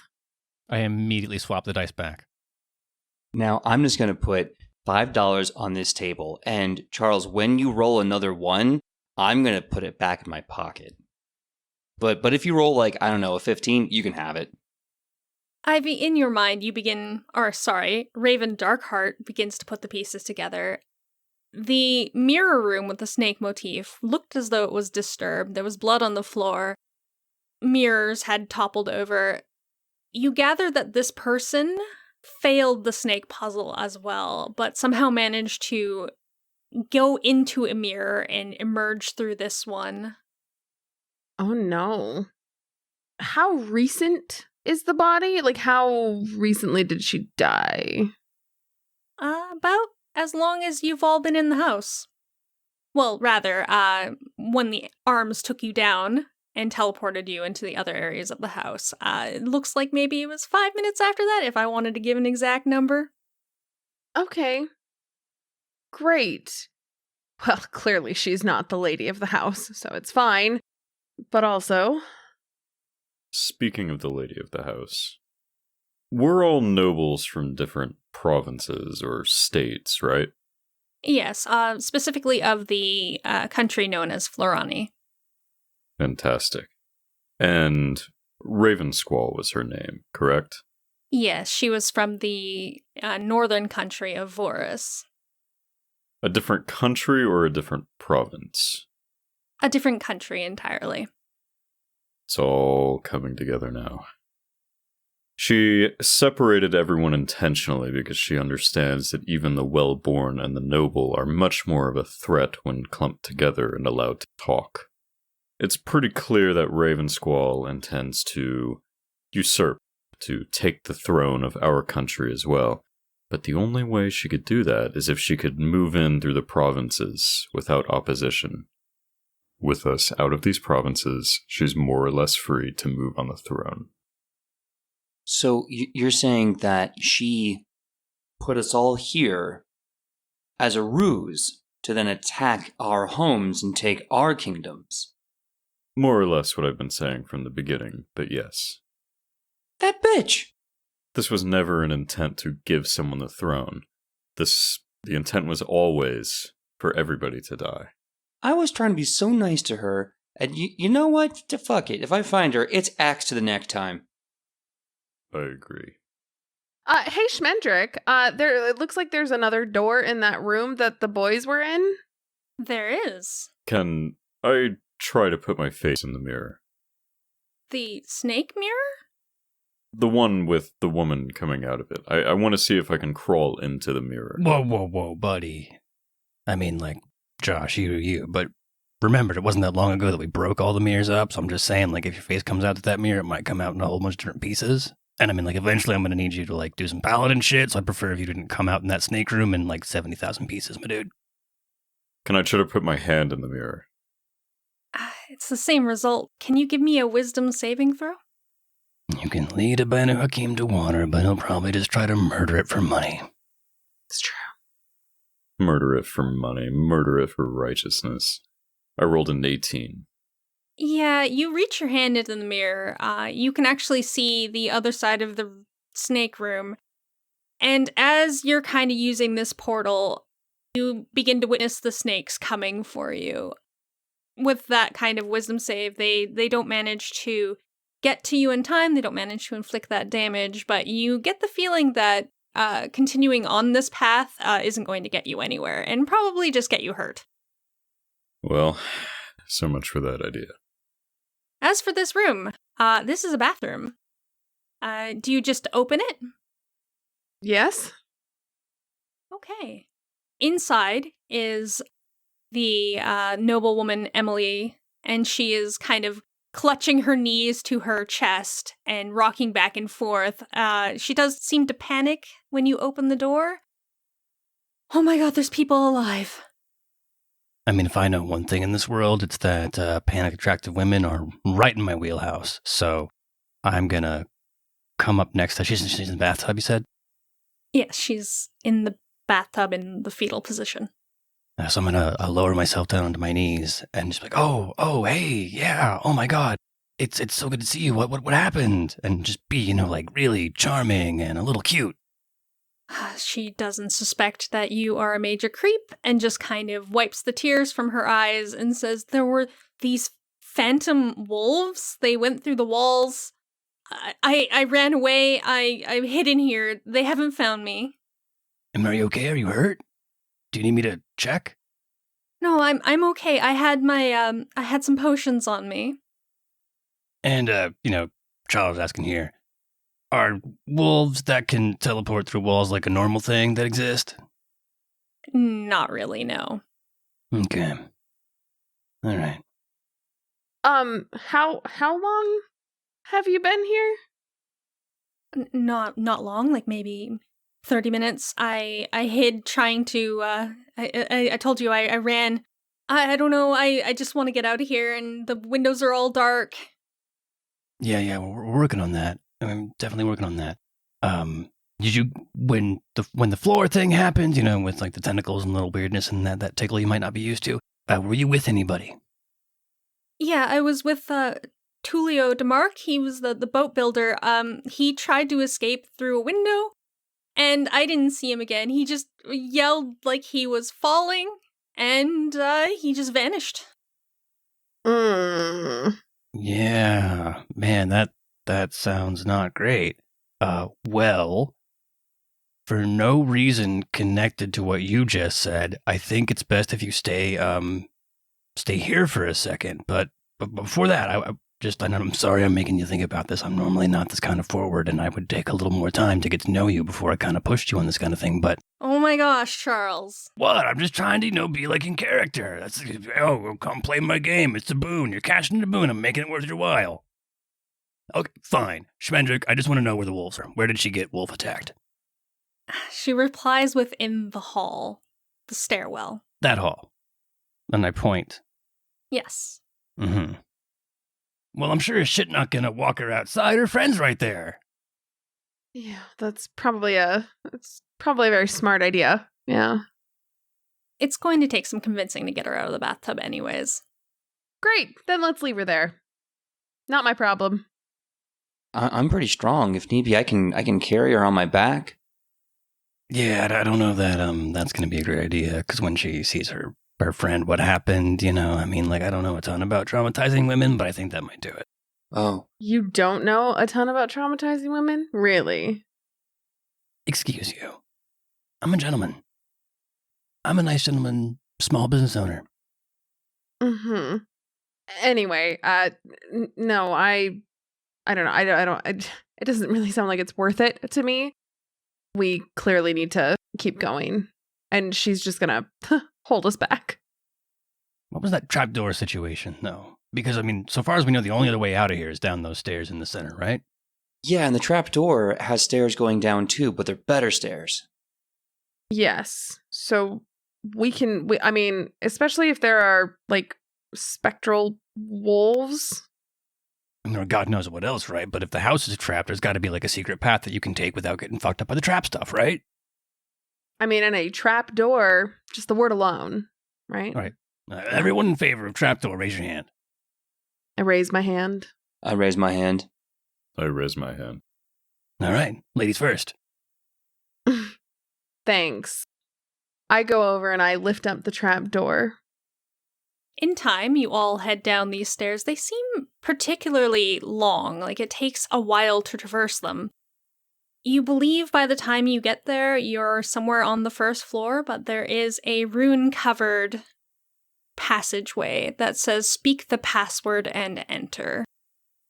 Oh, this is the thing from the beginning, the power word door. Oh, yeah, that's right. I don't know power word. Oh, wait a minute. No, hold on, I think my god has prepared me for this. Friendship. Friend? My arms are up in the air as I present each word from my dragon of love and friendship. None of those passwords seem to work. I think we already know the word. Throat job. No. That word does not work either, Charles. What the fuck? I push my way to the front of the group and stand in front of this door, striking another pose as Raven Darkheart does. I clear my throat and, dramatically reaching one arm out towards the door, proclaim, "Lord." The house shudders, the gate opens, a swirl of magical energy as you are greeted by a staircase leading down. There's the blast of heat as you get the feeling that wherever you're about to journey to isn't exactly normal. It is irregular, and the scent that comes off of this room has a little bit of sulfur to it. Charles. Wait, guys, are we going to hell? Why did you have to say the word? That's a real thing, right? Wait, do vampires go to hell? Vampires don't die, bud. Right, no, we definitely went over that. Yeah. Tap my head with a tree root finger. Well, unless Josh is around, but we don't need to get into that, right? Oh, so Josh, when you kill the bad vampire, do they go to hell or do they go to, vampire hell? Clearly without intention or thought, a small, private, personal grin shows up on Josh's face. Yeah, they go to hell. Oh, shit, there's hold on 1 second. I reach to get my phone and then I say, no, Alex, remember, we're not taking notes on our phone anymore. Do you all journey down into the depths? Well, it's either that or stay uncomfortably close to everybody in this room. So, yeah, of course, ladies first, I will lead the way. As you're kind of making this journey down below, you hear a woman's scream from somewhere upstairs, relatively close by. It doesn't happen to sound like that woman that we left in the bathroom, does it? It sounds a lot like her, yes. Sure. Gonna say 100% I did want to hear her scream, but not like But this. not like that, yeah. You lost bathroom noble? Don't worry about it. But I could have piggybacked her. It would have been fine. So anyway, what happens next? You all head into this room that is swirling with arcane energies. There is a shifting mass in the center of it. At first, you kind of think it's a pillar of some sort, but you begin to realize that these are wings. They are white feathers, pristine white, and then underneath you get kind of these glimpses of metallic stuff underneath. Armor? You're not sure, but whatever is happening right now, the pair of wings that are completely enveloping the center of this room aren't really moving or doing much. There are, however, 4 stone braziers about the room. They seem to be a bit out of place. Well, then obviously I'm going to go check them out. How do you approach this brazier? Slowly? How do you... I don't really get the question. Okay. Slowly is fine. As you begin to kind of approach closer and closer, the wings begin to unfurl, and the creature is revealed. You would recognize it as being an angel, but it is marred. It is damaged horribly by whatever is going on in this house.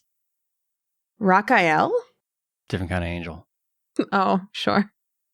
It is disturbing to look at as well because it is, it has eyes in the palms of its hands and on the tips of its feathers. It seems to be watching you at every move.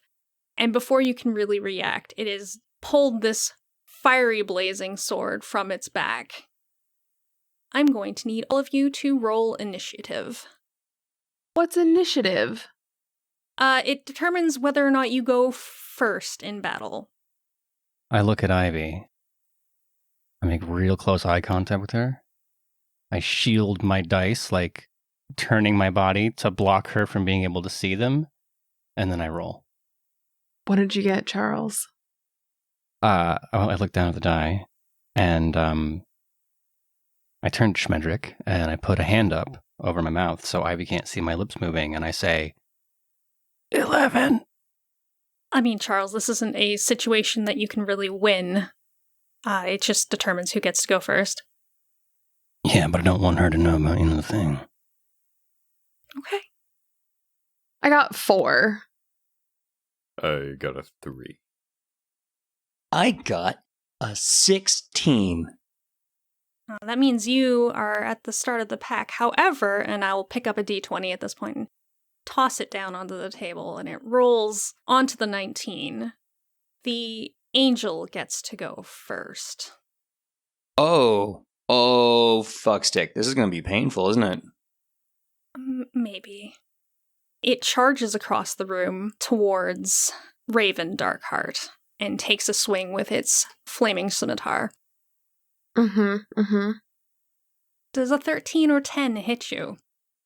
A 13 will hit, but a 10 won't. All right. So as the blade hits you, you get 4 points of slashing damage. However, it can, once per turn, deal 3d10 psychic damage on top of that. That doesn't feel fair. So with glee, I pick up 3d10 and I begin to shake them vigorously in my hand, and I roll them onto the table, and defying all probability, I roll 2 1s and a 2. You take 8 damage total.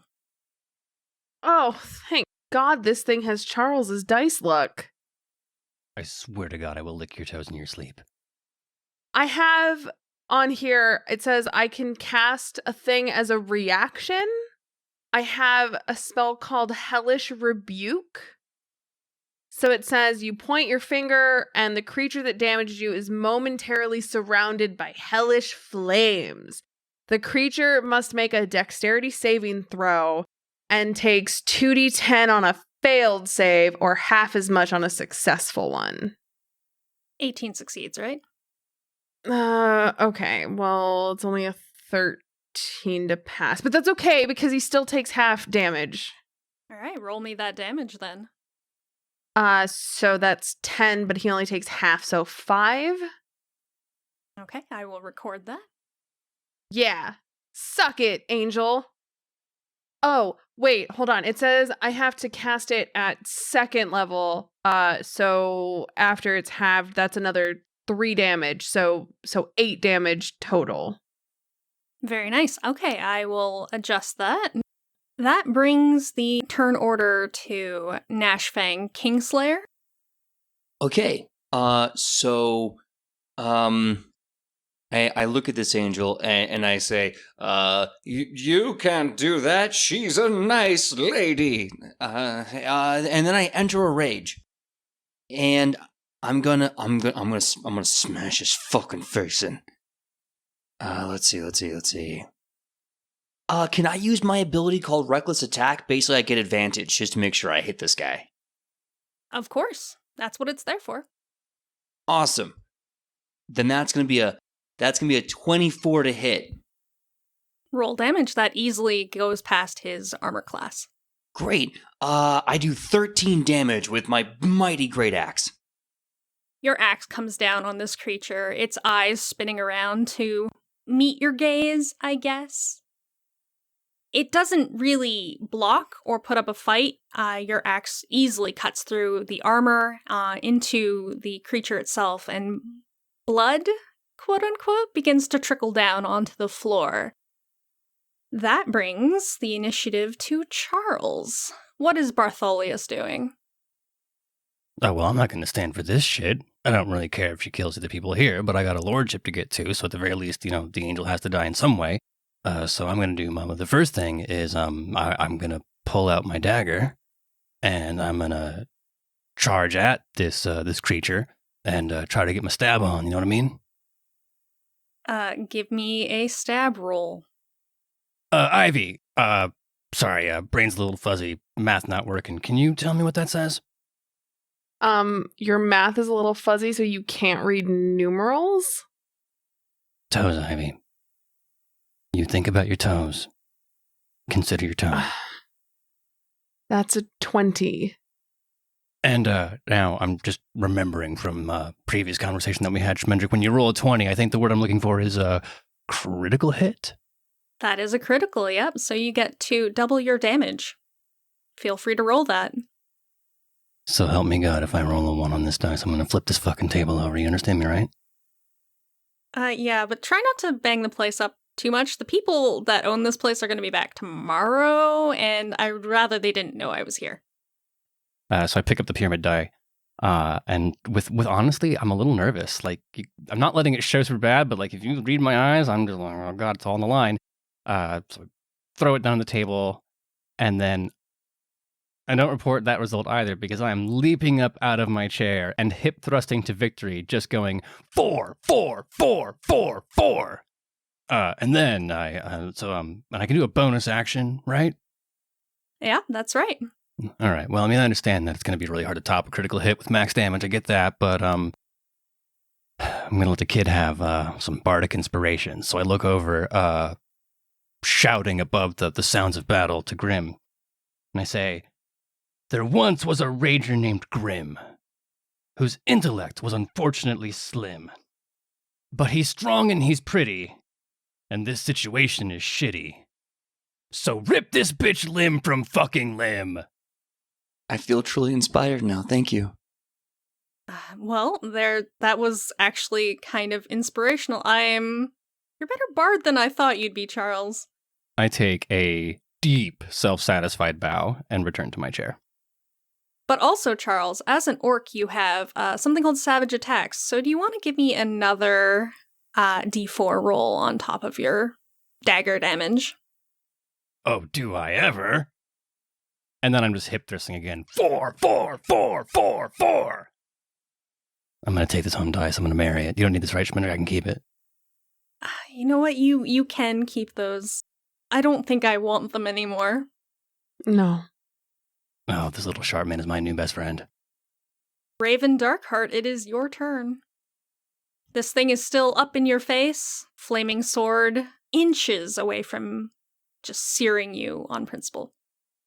Rude. I am going to use my Eldritch Blast. 22. That'll hit. Roll me damage. Oof. That's sad.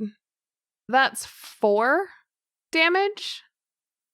You can see some of the feathers singe as your Eldritch Blast managed to impact. Okay. All right.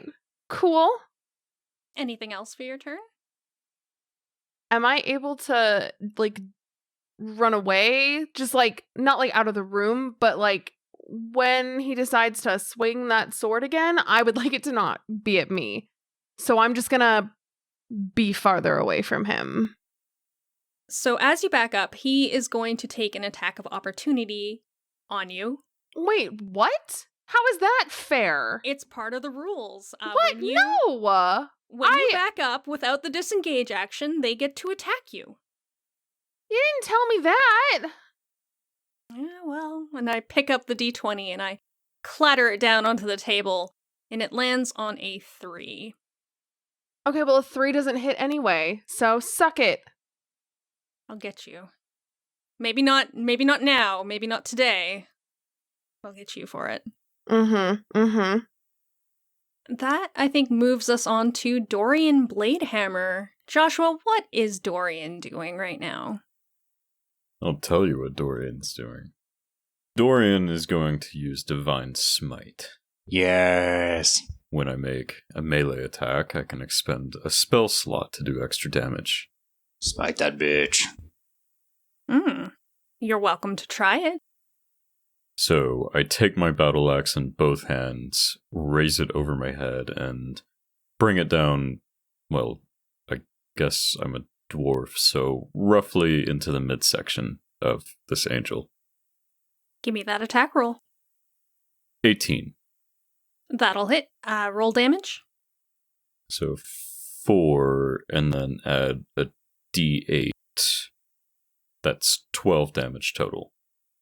Very nice. Now, from what you know of angels, the radiant damage from your smite shouldn't be hurting it, but as your weapon connects, you kind of see this skin rippling. If it had skin and it wasn't just this weird construct sort of thing, it's like you're clearing out an infection, and just part of it gets blown away by your attack. Clearing out an infection. And that's what I do best. Now, there are 3 of you in melee, and it is the angel's turn, so this should be spicy. I pick up my d20, and I clatter it down onto the table. The result is a 2. That one was against Joshua's character. And this one is against Charles's character, and I'll clatter that to the table as well, and it rolls onto a 1. I take back everything I said about the dice hacks. We're best friends now. I apologize for all that energy. Now that it's working in my favor, you can see that my perspective changed a little bit. Thank you. The angel misses both of those attacks.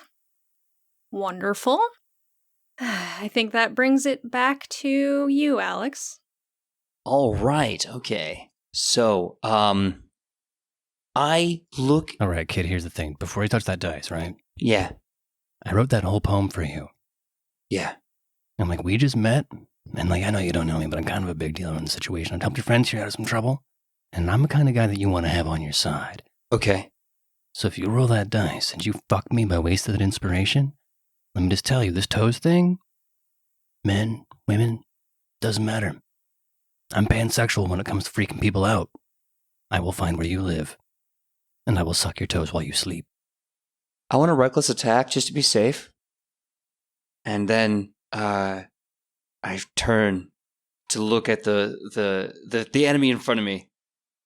Kingslayer says, "You heard the bard. Time to tear you limb from limb."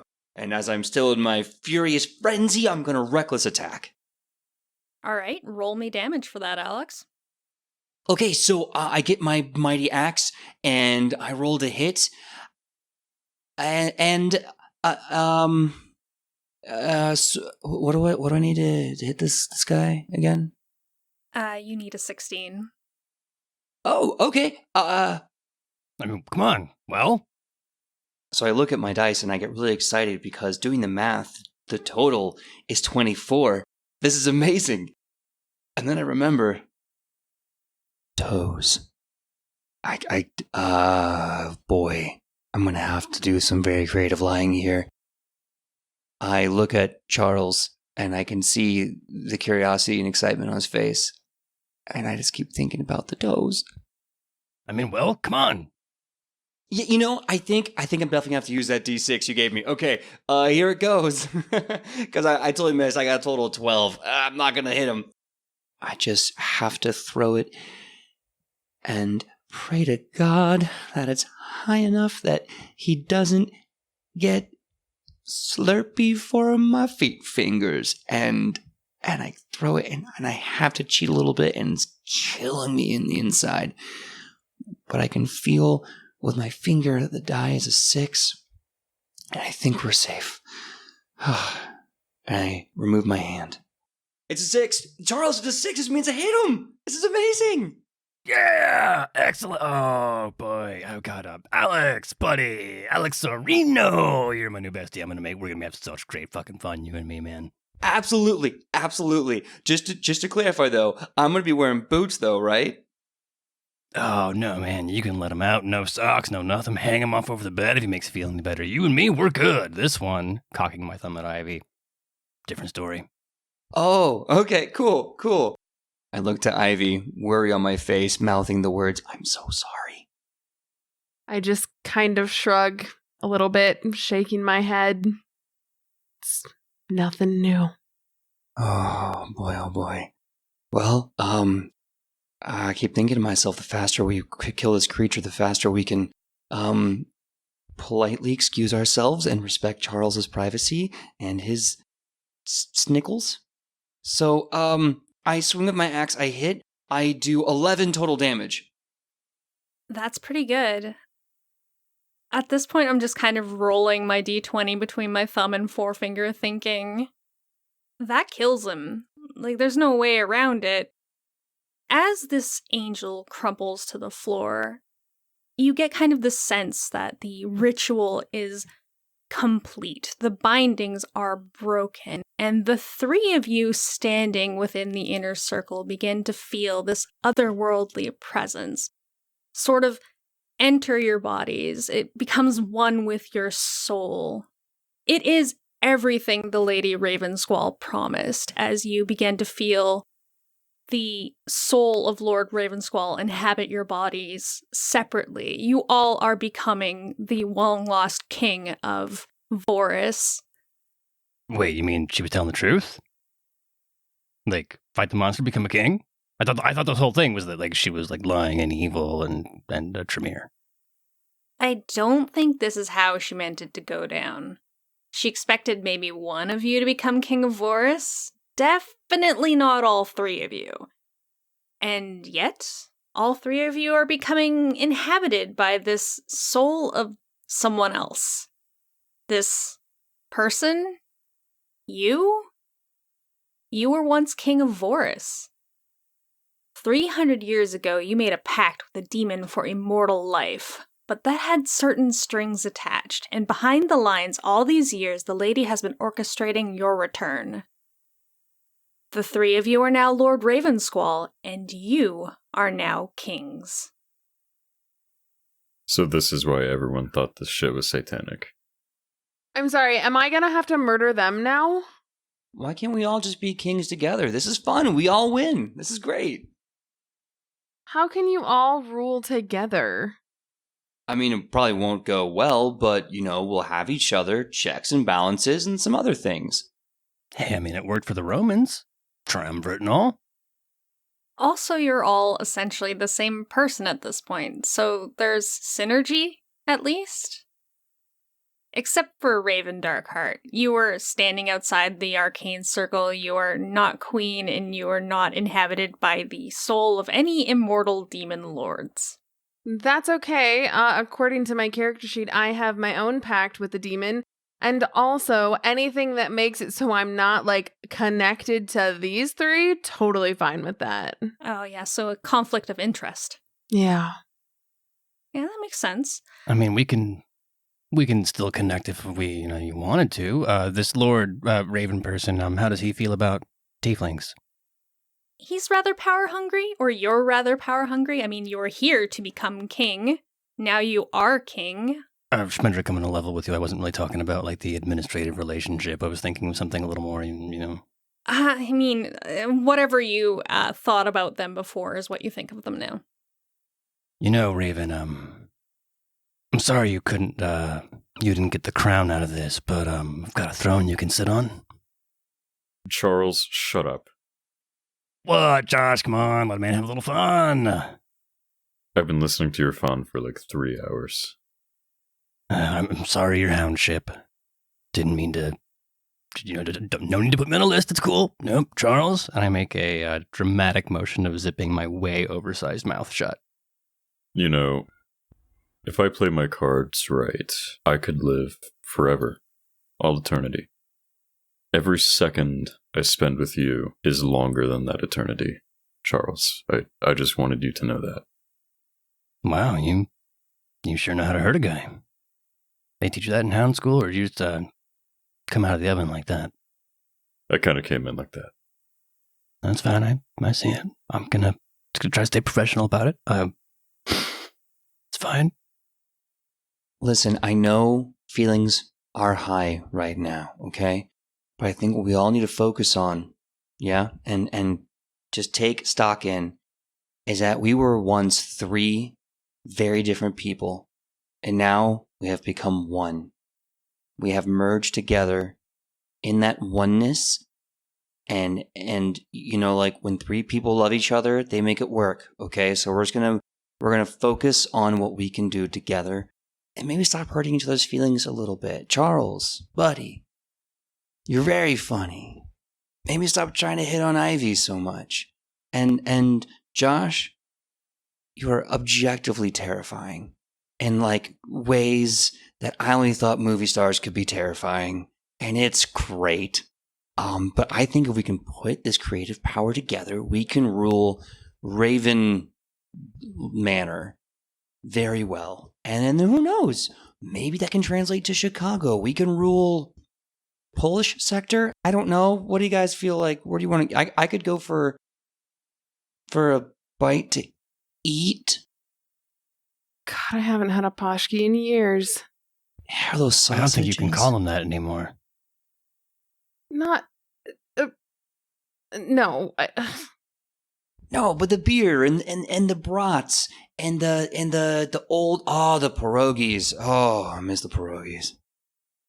At this point, I'm kind of just packing up my things, and I say, well, that's it, basically. We want to skedaddle out of here before and I'll pick up a piece of mail sitting nearby and say, the Washingtons get back? Wait, hey, that's it? This isn't your house? No, this place was being fumigated. The family is supposed to come back any hour now. Hang on. That's it? Well, there is a little afterthought. The lady Ravensquall does descend the stairs, slowly clapping her hands and saying, well done, I expected something different than this, but my love, it's so good to see you are back. She does know there's 3 of us, right? She does. Her eyes focus on all 3 of you as you stand in the center of the room. She does not seem to really pay attention to Raven Darkheart for the moment.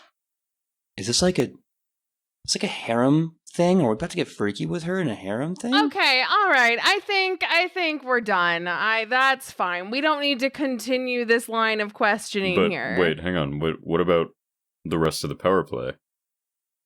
She delivered on her word entirely. She wasn't, she was still evil. But where are the other conspirators? Are they here too? Well, if you want the background of this scenario. No, I mean the other conspirators against us. There's no other conspirators. She has been setting this up. What about to where's are the assassins here yet? Or there's no assassins. This is all her plan. I think what my friend his royal houndship is saying is that he's really interested in where this story goes. And you know, if you I got time, right? We could like a couple weeks from now. I'll have to get somewhere nicer to play in. I can't keep house hopping, and then I kind of give Ivy a look. I got a place. Yeah, I think I think letting Charles into Josh's place is a lot more likely to happen than letting Charles into my place.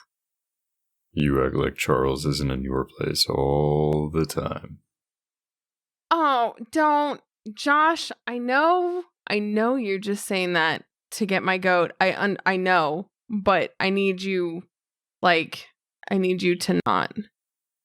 I don't want to get in the middle of this, but just, out of nowhere, that reminds me there was something I was going to go pick up. And I will rapidly start shoving the remaining Snickles and then also the D4 into my pocket and then obfuscate. Gone. No. What? Excuse you? Charles, 2 weeks from now, Josh's house, we're going to continue. Bye. I'm sorry, Ivy, but Schmendrick broke into your place to even invite you here. No. And she is a far less skilled pervert than Charles is. No, because the Nucheski are there. They take messages for me all the time.